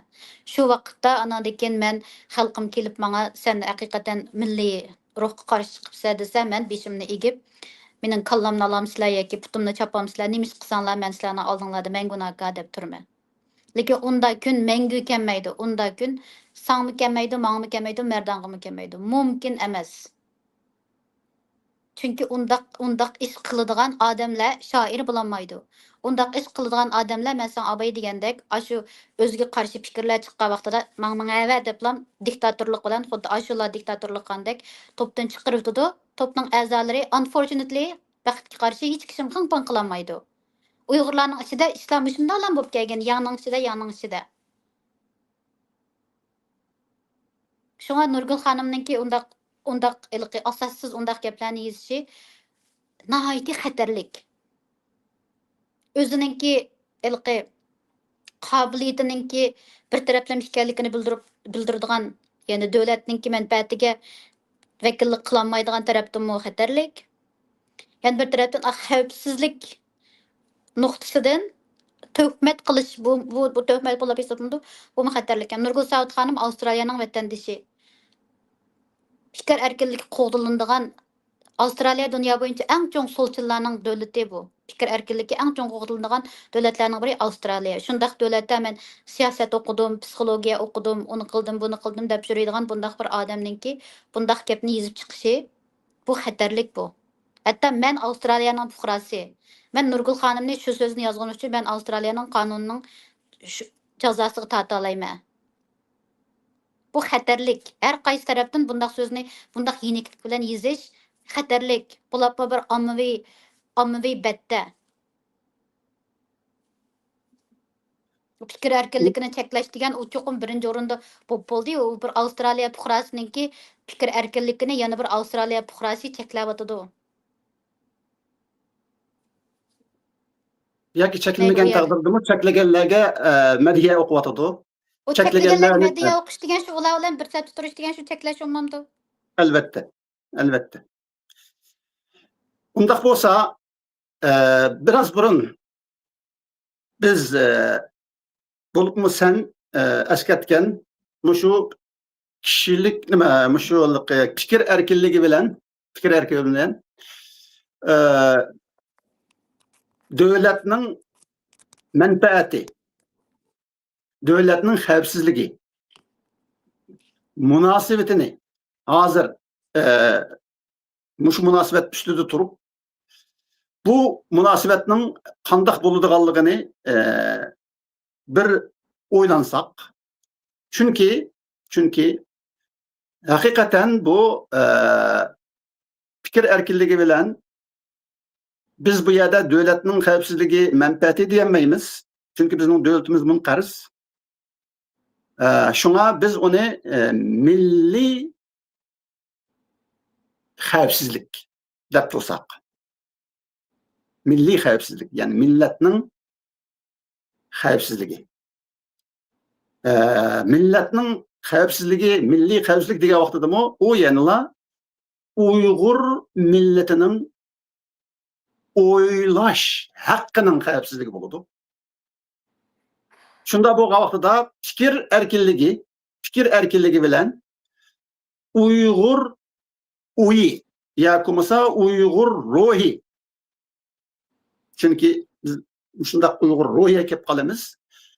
Chunki Uyg'ur ruhi bizning davlatimiz hozir, davlatimiz munqarz bo'lganligi uchun mushu ruh, milliy ruh bizning davlatimiz shaklida, ya'ni bizningki zehnimizda, o'yimizda, bizning vijdonimizda bu milliy ruh xavfsizligi deb atilishi kerak. Shunda bu vaqtida fikr erkinligi Uyg'ur yozuvchisining, har qanday bir Uyg'ur san'atkorining fikr erkinligi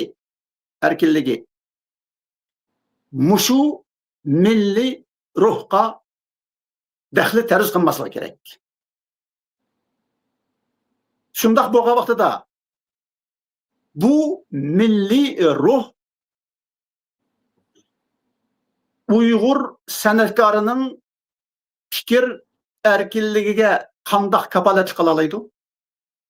Qanday bo'lganda kapolat qilish ehtimoli tug'iladi? Mushaqda qarashingni bilishimiz bizningki umidimiz. Milliy ruh, Uyg'urning milliy ruhi deganda yanala bu vatansiz, mening nazarimda Uyg'urning vatanisiz, Uyg'urning milliy ruhi bo'lmaydi. Undaq bo'lmaydi ekan, Uyg'urningki qabila ruhi yoki bir guruh ruhi yoki tashkilot ruhi degandek mundaq osonliq millatlarningki bir urf-odatlariga aylanib qoladi. Shu Uyg'urning milliy ruhi deganda garchi bizningki hozir biz erkin ozod yashay oladigan davlatimiz munqariz holatda tug'an holatdami? Men yana Uyg'urning milliy ruhini shu Uyg'urning vatanninki ruhi deb shuningga bog'lab qarayman. Her bir Uyg'urning, men Uyg'ur degan vaqtimda yana sizlarga eskartib qo'yay, Uyg'ur deganda nimani deydiganligimni men o'sha yerda O'g'uzxon Xaqonimiz birlikka keltirgan Uyg'ur, ya'ni uyushqon, qitiq degan mushu gap, ya'ni qatqon, bir yerga kelgan degan shu millatning gapini qilaman, mayli u chog'dagi shu millat degan mo'yliqi osonliq millatdagi millat emas yana. Mana bu milliy, ya'ni birlashgan BDT desanglar bo'ldi, birlashgan davlatlar, birlashgan xalqlar tashkiloti. Shuni Uyg'ur deb atayman hamda u yerda uning tarkibida balkim shu vaqtda agar deyapman, qozoq bo'lgan bo'lsa qozoqmi Uyg'ur, shu vaqtning ichida qirg'iz bo'lgan bo'lsa qirg'izmi Uyg'ur, mo'ng'ul bo'lsa mo'ng'ulmi Uyg'ur. Ya'ni sizlar hozir Amerikada yashayotgan bo'lsanglar, o'zinglarni American deysizlar. Men American nation degandek Amerikalikni u chog'da sizlar oqmi Amerikalik, qormi Amerikalik, Uyg'urmi Amerikalik, shu Amerikada yashagan Xitoymi Amerikalik, Meksikalikmi Amerikalik bo'lgandek, sen nalik I'm American degandek, sen kim bo'lsa men Uyg'ur deydi shu. Men Uyg'ur deb mana shuni aytdim.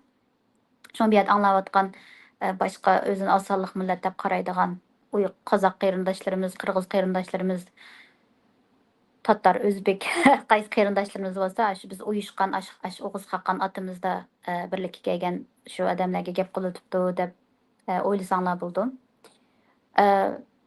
Bu ruh vatanning birligida, ya'ni vatanning birligida ifodalandi. Shu vatan bularningki shu fikr erkinligini qo'g'daydi. Shu vatanningki shu davlatningki shuning milliy manfaatiga, ya'ni davlat manfaatiga xiloflik qilmaslar. Endi hozir uni biz yo'q deb turdik, lekin endi uningda yana bir muhim narsa bor, yana bir muhim nuqta bor to'xtabdi. U nima degan vaqtida biz oldin qatimliq programmani bir gapni qildim. Uyg'ur degan vatanim Sharq Turkiston, dinim Islom, Milletim Uyghur degan mushu 3 nuqtada bizni bizga belgilangan kimlikni shu nuqtada bizga shundoq kim belgilab berdi ekan bilmadim. Shundoq bir belgilab beribdi. Agar bundaq belgilab bersa, u chaqda u har qandaq Uyg'ur yozuvchisi, shoirninki, har qandaq devatma, har qandaq Uyg'ur yozuvchi, shoiri yoki san'atkorninki fikr erkinligi qo'g'dalmaydi. Qo'g'dalmaydi. Hozir nemishqa deganda hozir bo'pti bu bu sunniy mazhabininki ma'lum imomlarga ergishadigan musulmonlar hozir ko'p sonliq omma ekan chet elda. Hı hı. Yan bir tarafdan biz nurg'unlarimiz g'arb davlatlarida yashaymiz. Turkiyadami hozir 10 ming odamni ko'chirib ketamiz deyotdi. Turkiyada burun hech bo'lmasa islomninki shalliq nuri ostida, ya'ni islom degan chog'dimi yana butun islomni ko'rsatmaydi. Islom dinininki bir yermininki to'rtdan birninki Bir mezhebini gösteriyor. bir mazhabininki bir ilqi bir sulukini bir yerini bildiradigan shundoq bir islom diniga e'tiqod qilganlar ko'p sonliqni kelsa, ato'ygun masalanga g'arb davlatlarida aralashib yashab, voy bu g'arbninki madaniyati ilg'or ekan, yo biz xristian bo'lsak bizni qutuldirdigan o'xshaydi xudoyim yoki bo'lmasa xristian davlatlar bizga yordam qilgan o'xshaydi deb xristian bo'lib ketsak-chi u chog'da 80% odamlarimiz xristian bo'lib ketsa u chog'da millatim Uyg'ur vatnim Sharq Turkiston nima Benim İslam. Hı. dinim islom deydiganlar u chog'da dinim islom deydiganlarninki fikr erkinlikka to'sqinlik uchrar u chog'da xristianlar tarafidan Elbette. hozir xristianlarninki fikr erkinlikka daxl tarix uchrayotgandek xristianlar deb Evet. qo'yamdi masalanga unda bo'lsa yan bir tarafda masalan Hindiston shunday cho'ng butta hindu dini davlati agar bir kun qopab Hindiston men sening yiningda biqiningda sening davlatingga men yordam berma xapamay meniki hindularimga peshona qo'ysang voyliqi opaq xo'ja boshlab kirgandek peshona qo'ysang shuning bilan sening vatningni men mustaqil qilib berman desa unda bo'lsa 80% hindu bo'lib ketsak u chog'da yana xristian yozuvchilarningmi u chog'da fikr erkinligi uningmi daxl tarixga uchraydi u chog'da hindularninki gapini olishimiz kerak bu yerda demoqchi o'g'lim bundaq misol berib yoki atog'in hammamiz demokratik davlatlardan ko'chib bizni Suriya o'z qo'yniga ilib agar Suriyani demokratik davlat deb qaramasak masalanga Suriya butun Uyg'urlar kelinglar sizlarni Suriyaning davlati qilamiz mayli biz demokratiya olaylik diktator olaylik bizniki bizga singishib yashanglar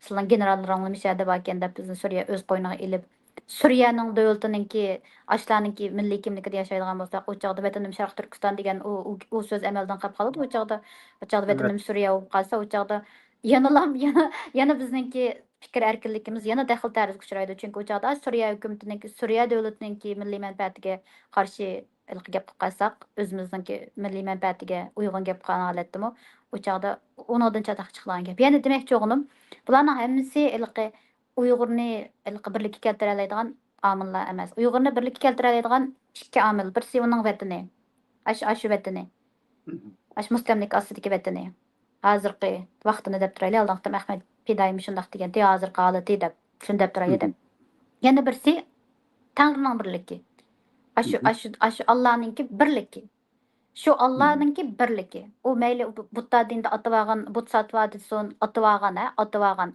butta dinidikilar din degan bilan bu butsatvaning farqini bilishimiz kerak chunki din degan haqiqatan ayiradigan narsa din degan Allohni bo'ladigan narsa Allah'ını birlikte keltirmeydi. Din Allah'ını birlikte keltirmeydi.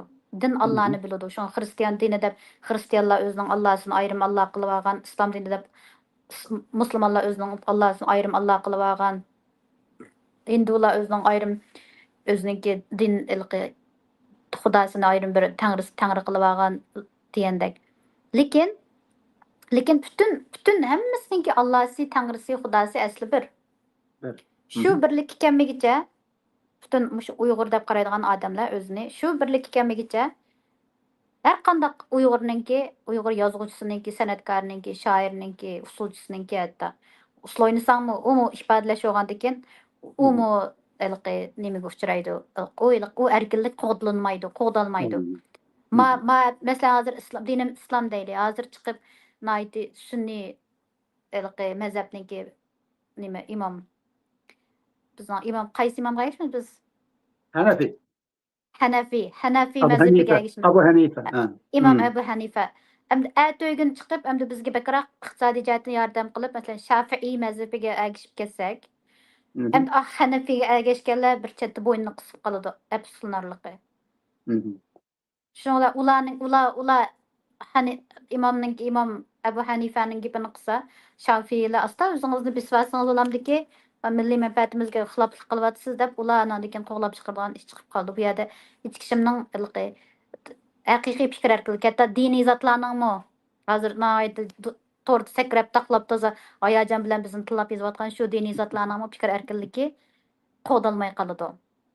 Şoňa ularning fikr erkinligini qo'g'dash uchun hammamizning fikr erkinligimizni qo'g'dash uchun milliy manfaatimizga zid bo'lmagan yo'sinda bir-birimiz bilan deyishib, paranglashib, chiqishib o'tishimiz uchun shu Allohninki birligida, Tangrining birligida shu birlikka kelishimiz kerak, vatanimizning birligi bilan.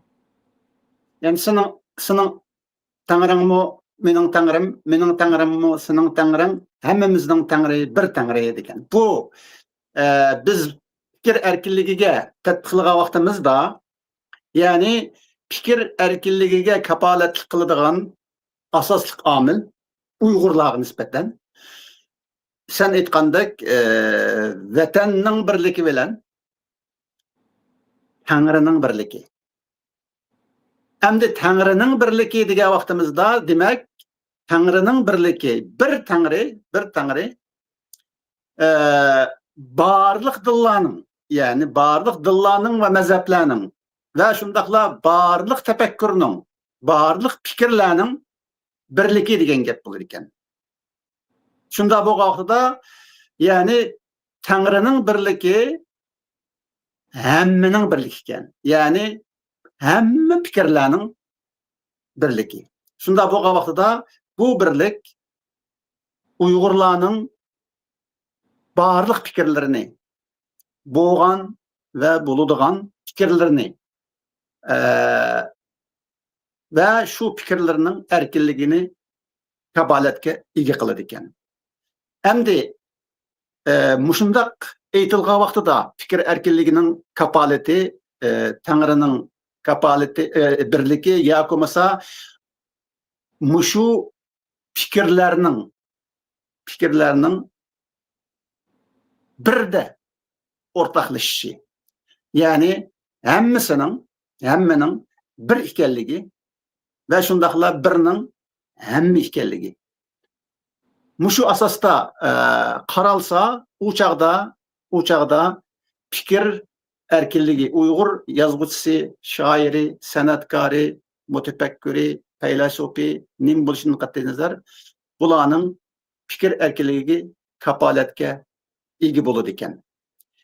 Mushuni texmu konkretni qilib ko'rar anglarmanlarga sen yana bir izohlab, yana bir shaklda izohlab berish imkoniyating bormi? Men hozir o'yladim, masalan, fiziklarning o'ylaydigani ularligi sizlar qanday tushunasizlar fiziklarni bilmayman yoki matematiklarni tabiiy fan olimlari deb atib oladi odamlarni.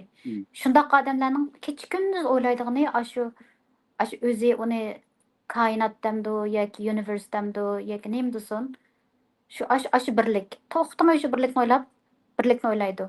Ularninki bizga ifodalab bermoqchi bo'lgani shu birlikning qandaqligini yoki o'zining qandaq ko'rganligini, qandaq yo'sinda to'niganligini shuni ifodalab berishga tirishadi xolos.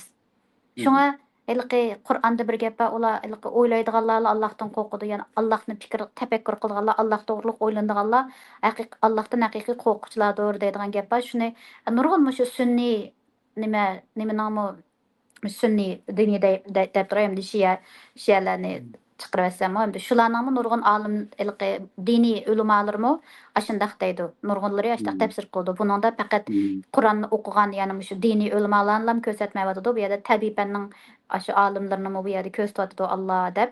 Mushundaq tafsir, sizlar ishonadigan Yasir Qozi, sizlar ishonadigan yana Noman Alixon degan shu cho'ng odamlarmi mushundaq tafsirlari bor bu yerda.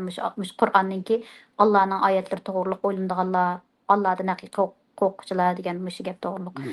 Buni deyishimdagi sabab haqiqatan o'zininki ilqi mush atrofi kimligi ilqi nadin kelib qolganligi nima ish qilayotganligini o'ylanadigan odamlar o'ylab mayli fizik olsun mayli matematik olsun mayli faylasuf olsun mayli shoir olsun hatto usulchi bo'lsin muzikant bo'lsin rassom bo'lsin hammasi berib shu birga taqilib qoladi shu birda birga tutilib qoladi ha asli mundaq ekanda deb shu birga tutilib qoladi shu bu yerda shu birni kimki inkor qiladi ekan agar rassom yo'q mening xudoyimim faqat rang agar sen rangdan boshqaga ilqi e'tiqod qilmasang sen mening xudoyimga e'tirof sen men bilgan xudoga e'tirof ham e'tiqod ham bo'lmaysa deb turasa muzikant yo'q mening xudoyim faqat ovoz mushu ovozga e'tiqod qilmasang o chog'da sen kofir mening nazarimda desa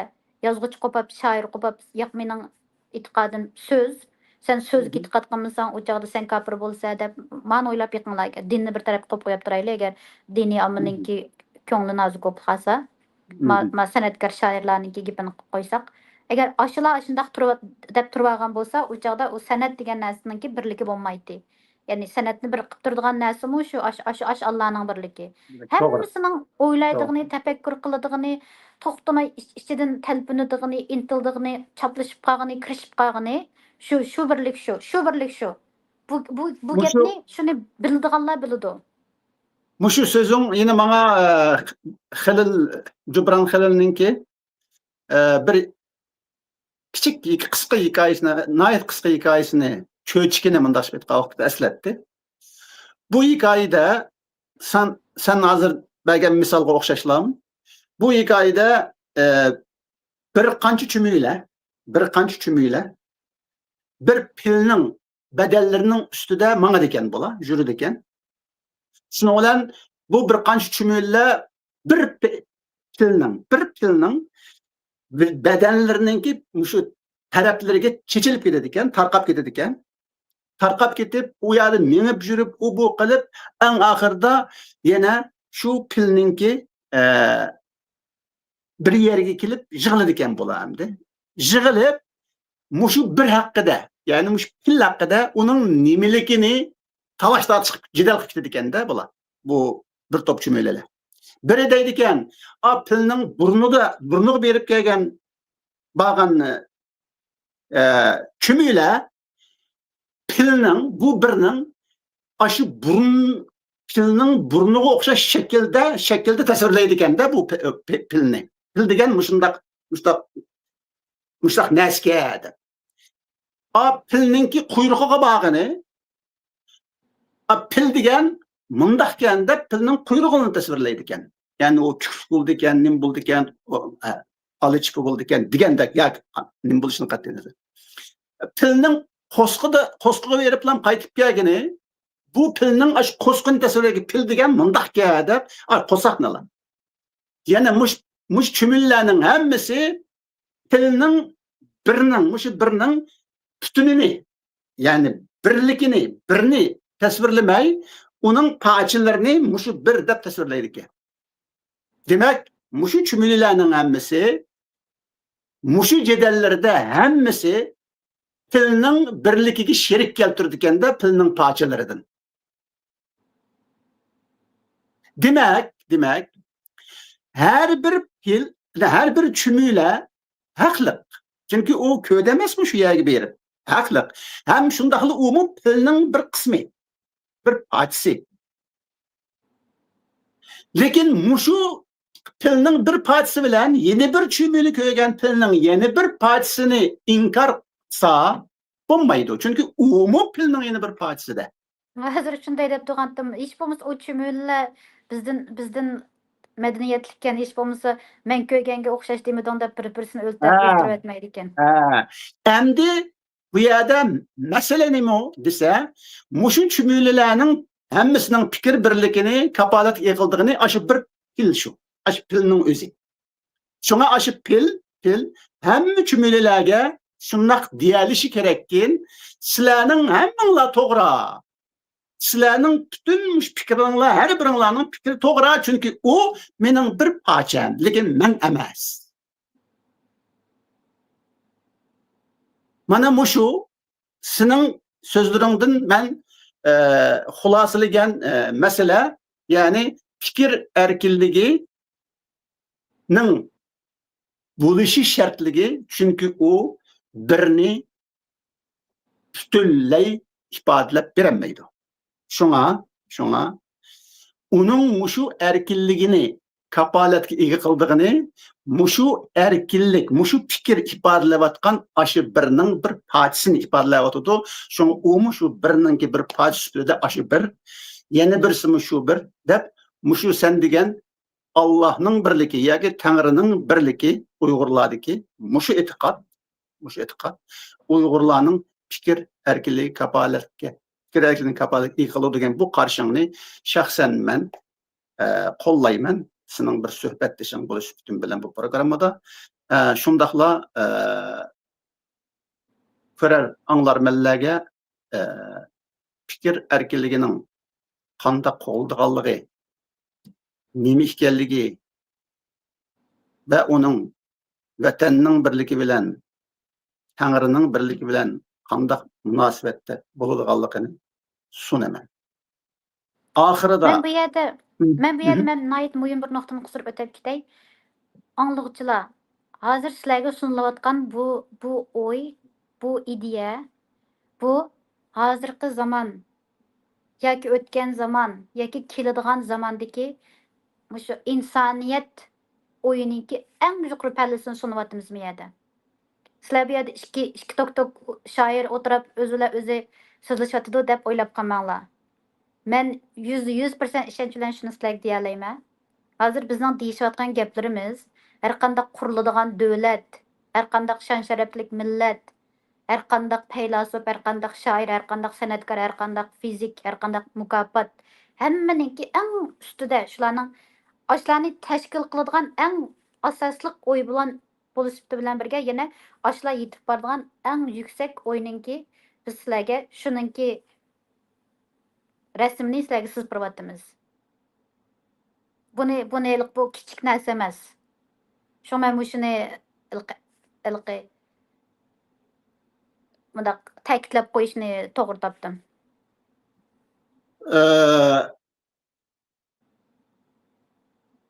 Uyg'urlarning fikr erkinligi va Uyg'urlarning fikr erkinligini kapolatga ega qiladigan ularning vatan birligi va Tangri birligi. Sening o'tirib qo'ygan bu fikringni bugungi bu suhbatimizningki oxirgi bekitiga akilib fikr erkinligi degan mushu so'zning o'zida fikrning zodi erkin bo'lmasa fikr bo'lmaydiganligini mayallashtirib olamdik, yozmlashtirib olamdik. Uni muallifchiga bo'ldi. Bu yerdagi fikr degan so'z, ya'ni Uyg'urchadagi fikr degan naytni qamlashmagan bir gap bu. Fikrim bor deb o'zining gapi bo'lsa fikr deydi uni.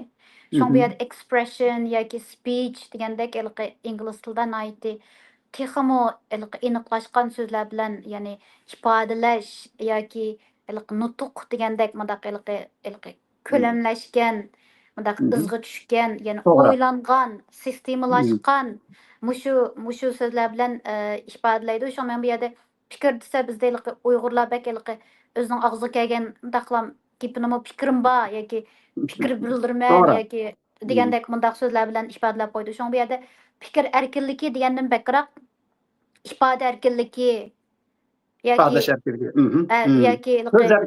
so'z erkinligi, hatto so'z deganmi bo'lmay, ya'ni so'z ham bor, biz gap qilay degandek unda desam, hatto nutq erkinligi, yezish erkinligi degandek texmo bundaq yuqori saviyalik so'zlar bilan ifodalashimiz kerak. Shunga bundaq ifodalasak, o chog'da so'aling nima edi? Ya'ni fikr cho'qim erkin bo'lishi kerakmi? Agar erkin bo'lmasa fikr bo'lmamdi. Masalan, suolimni texmo nima deymiz? texmo yoki boshqacha shakllantirsam savolimni, boshqacha shaklda aytsam,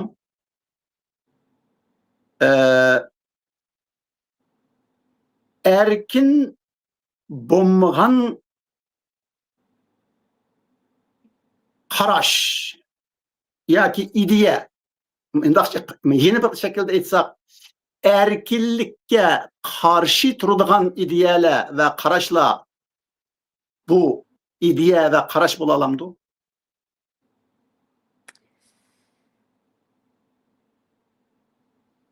Ular bu savolga mundaq ya'ni u fikr u erkinlik bo'la olamdi desang balkim texmi yaxshiroq tushuna olishim mumkin. Ya'ni u mening nazarimda mayli u qarash qandaq bo'lsin, u mayli fikr erkinlikka qarshi bo'lsin yoki fikr erkinligini yoqlagan bo'lsin, u bir qarash. Ya'ni sen shunga men shunday qarayman deb chiqarsang, har qanday odamning har qanday qarashlarini, shunga u bir qarash. Shunga u qarash bo'ladi, qaraydi hamda uning ko'zidan qaraydi. U nimaga qarayotganligini uning ko'zi belgilaydi. Uning nimaligi emas, qaralayotgan narsa emas, uning ko'zi belgilaydi. Qarayotganning ko'zi belgilaydi. Shunga parrotni ko'ra bo'lsang, yoki sherni ko'ra bo'lsang, parrotning ko'zi bo'lgan deb uning qarashi belgilaydi. Uni shunlashqa bu yerda u fikr erkinlikka qarshi qarash olamdi degandan bakroq fikr erkinligini bo'g'digan yani fikr erkinligini Masalan, yeni bir mundaq shaklda dey. Masalan, mening qarashim to'g'ri desam, bu demak mening qarashimdan boshqa qarashlarning hammasi xato degan yakunni chiqaradi. Hech bo'lmasa mening qarashim to'g'ri degan vaqtida sening qarashing xato degan yakunni chiqaradi. Shunda bo'lgan vaqtida mening qarashim to'g'ri degan vaqtimda mushu mening qarashim to'g'ri degan mushu söz, mushu ibora, mushu jumla sening qarash erkinligingni inkor qiladi. Nima uchun desa, sening xato bo'lganligi uchun sen og'zingni yumishing kerak. Ya'ni mening qarashim to'g'ri. Bu yerda abi eng beshidan degandek, agar mening qarashim to'g'ri deb qarashimda tursam, mencha ham qarashimda tursam bo'ladi. Bu mening qarashimda turmayman deyman, men turmayman. Lekin sening qarashing xato deb berib sana jazo bersam, ya'ni mening qarashim to'g'ri deb o'zimning qarashimda to'g'ridim, sen og'zingni yum deganni bildirdi. Lekin men sening berib og'zingni itib olmasligim kerak. Sen bu mening qarashim to'g'ri deb tura olishing kerak, men bu mening qarashim to'g'ri deb tura olishim kerak. Lekin bu yerda buni birlikka keltiradigan narsa bor. Ya'ni ayni biz qarayotgan narsaning nimaligi bizni birlikka keltirdi. Lekin uni demay turaylik. Agar mening qarashim to'g'ri deb sen so'zlayotgan qarashga nisbatan men sening og'zingni itib, tilingni kesib, qo'lingni bog'lab qilsam, u chaqda men fikr erkinligini cheklagan bo'laman. Lekin mening qarashim to'g'ri deganimning o'zi ham sen og'zingni yum degan ma'noni bersim, lekin men sening og'zingni yumdirishga harakat qilmasam, o chaqda sen men o'zingning qarashingni davirsa, Shuna demoqchi bo'lganim, shu chumililarning misolidagi har bir chumila til mundaqkan, mushu to'g'ri, sizlarning xato desa, bu nima bo'ladi? Demak, u fil haqida, filning shu bir fil haqida yana xato qaragan bo'ladi va shu xato qarashini boshqalarga to'g'ri deb ko'rsatib, boshqalarnikini xatoga chiqargan bo'ladi degandek. Mening demoqchi bo'lganim bu yerda misol bilan olaylik. Masalan, Uyg'urlar odatda islom dinini eng to'g'ri din deydi.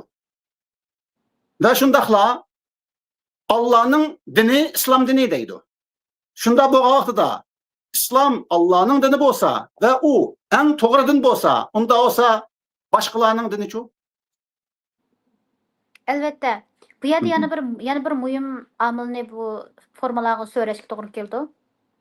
Ya'ni bir to'p chumillar, bir to'p chumillar quyruqi shu pelning o'zi deb turib olsa, Muşundan Hı hı. başqası xata, u başqası Hı. pil emas deb turib olsa. Andikin qolgan chumullar, "Voy bizmi bosh putunimi ko'rgan, beshini ko'rgan to'q" deb ularni o'zinikida ching turib olsa, bu yerda endi ijtimoiy kuch yoki ijtimoiy nima bu jamoat fikri deganni nim qiladigan bir barliqqa keltiradigan bir bu yerda kuch kirdi bu yerda, kuch bo'ladi bu yerda.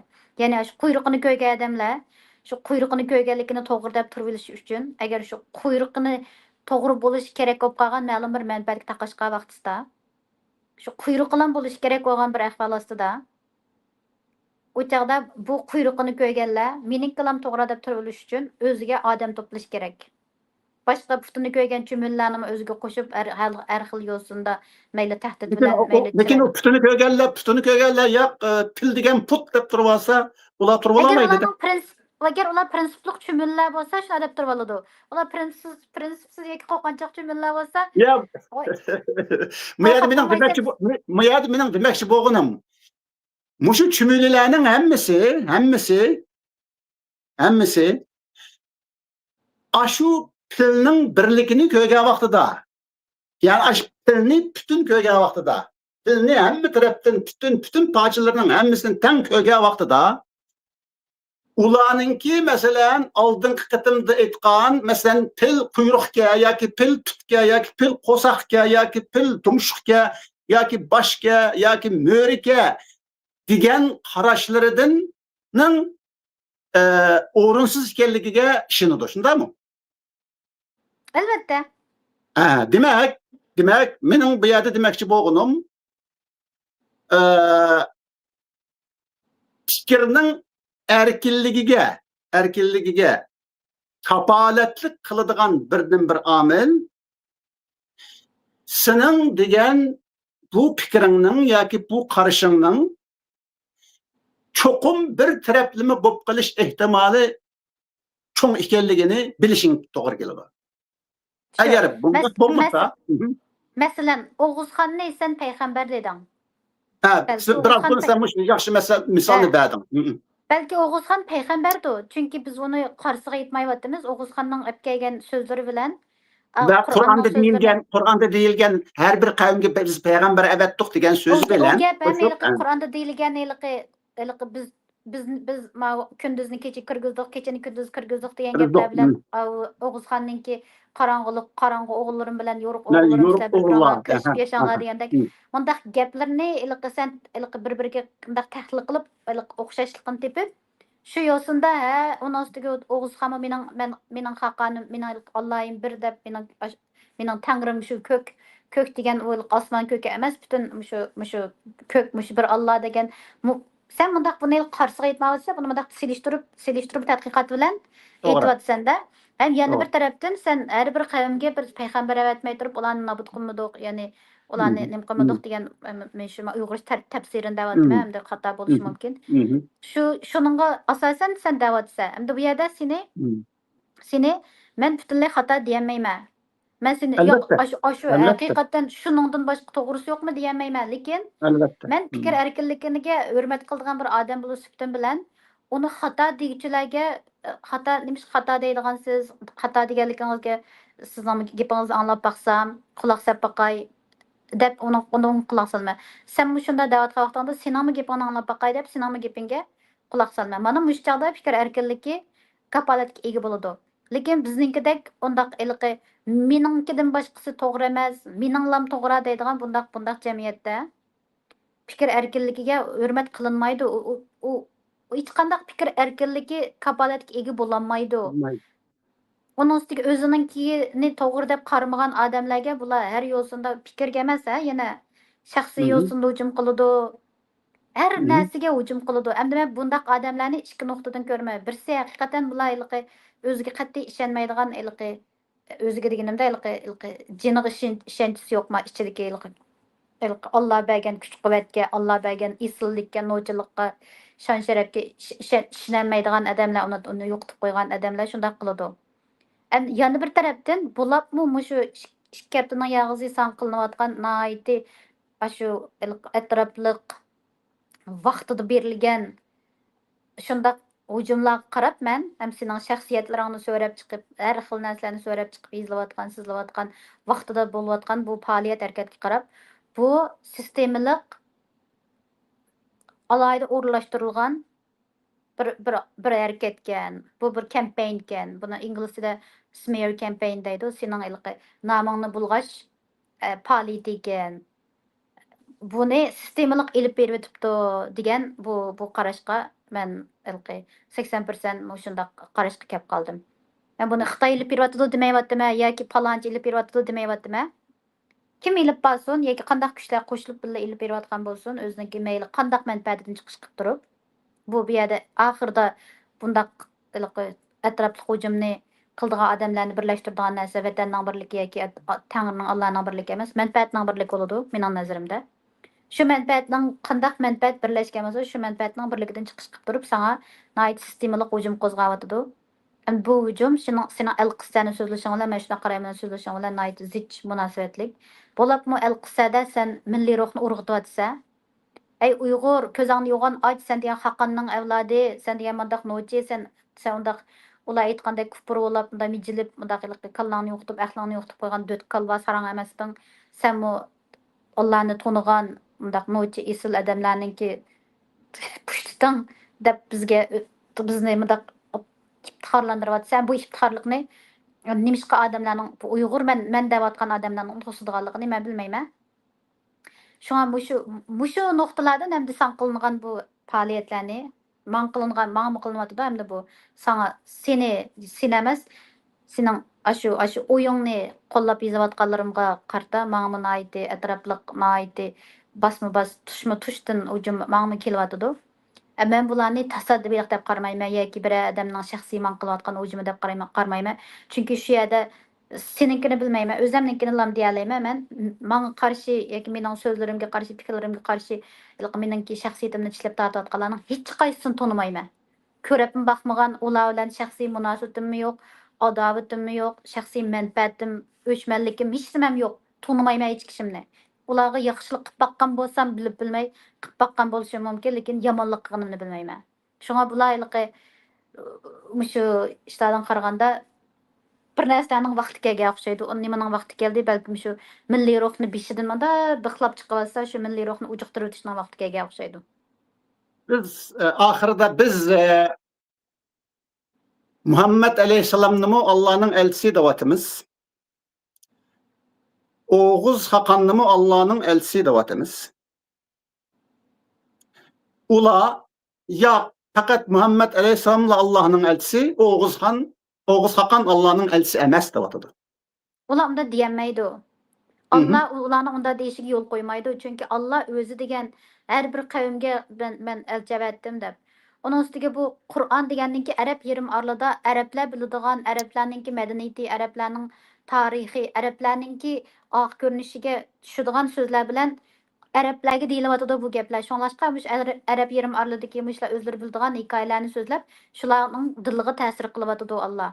Agar meningki Teklimakondagi ajdadim kelib menga bu yerdagi Aysoninki, bu yerdagi Yerusalimning, bu yerdagi Damashqning gapini so'zlab bas mening yuragimga hech nima ta'sir qilmaydi. Ya ko'rib baxmasam, uningda menga Qashqarning, Otushning, Oqsuvning hikoyasini so'zlab bersa, andan keyin mening yuragimga ta'sir qiladi. Köp rahmet sana Fatime Seyyah hanım. Şundaqla sizge mi köp rahmet, hürmetli körer anlamen. Bugünkü men şundaq qarayman programımız muşiyada ahırlaşıdı. Men bu programının bir azası süpütüm bilen Fatime Seyyah hanımga ve şundaqla bu programının körermen, anlarmenlerge teşekkürümünü bildirimen. Bizi bilen bille boğalığınlar için köp rahmet. Sana mı Fatime köptün köp rahmet. Uygurlarının fikir erkinliği hakkıdaki ve şundaqla bu fikir erkinliğinin kapaleti hakkıdaki hürmetlik sözleringe Rahmet aytaman. Men bu programmaga rahmat aytaman. Sen o'xshamagan fikrdagilarni nayti keng qo'lliq, keng qo'saqlik bilan bu programmada bizga fikr erkinligining qo'g'dilishining nima ekanligini amaliyotdan ko'rsatib bersa, meningki xalqimga men mushu yurkimdan so'ydigan xalqimga men iftixorlanadigan, men iftixorlantirishni xohlaydigan, shuning uchun bir umrimni sarf qilgan mush xalqimga deydigan yana bir gapim. Sizlar meni azaldan bildigan Fatima. Men har vaqtda sizlarni so'yib kelgan. So'yguninglar gapini qilib kelgan. Yana ash tiniqimning oxirigacha mening sizlarga so'zlaydiganim yana shu so'ygu. Shu so'ygu shu ash Allohning birligi. Sana shu senama shu so'rinni menga hozirlab berganinga ko'p rahmat. Sana rahmet. Bugünkü programımız bu şeye de ahırlaştı. Hayır hoş.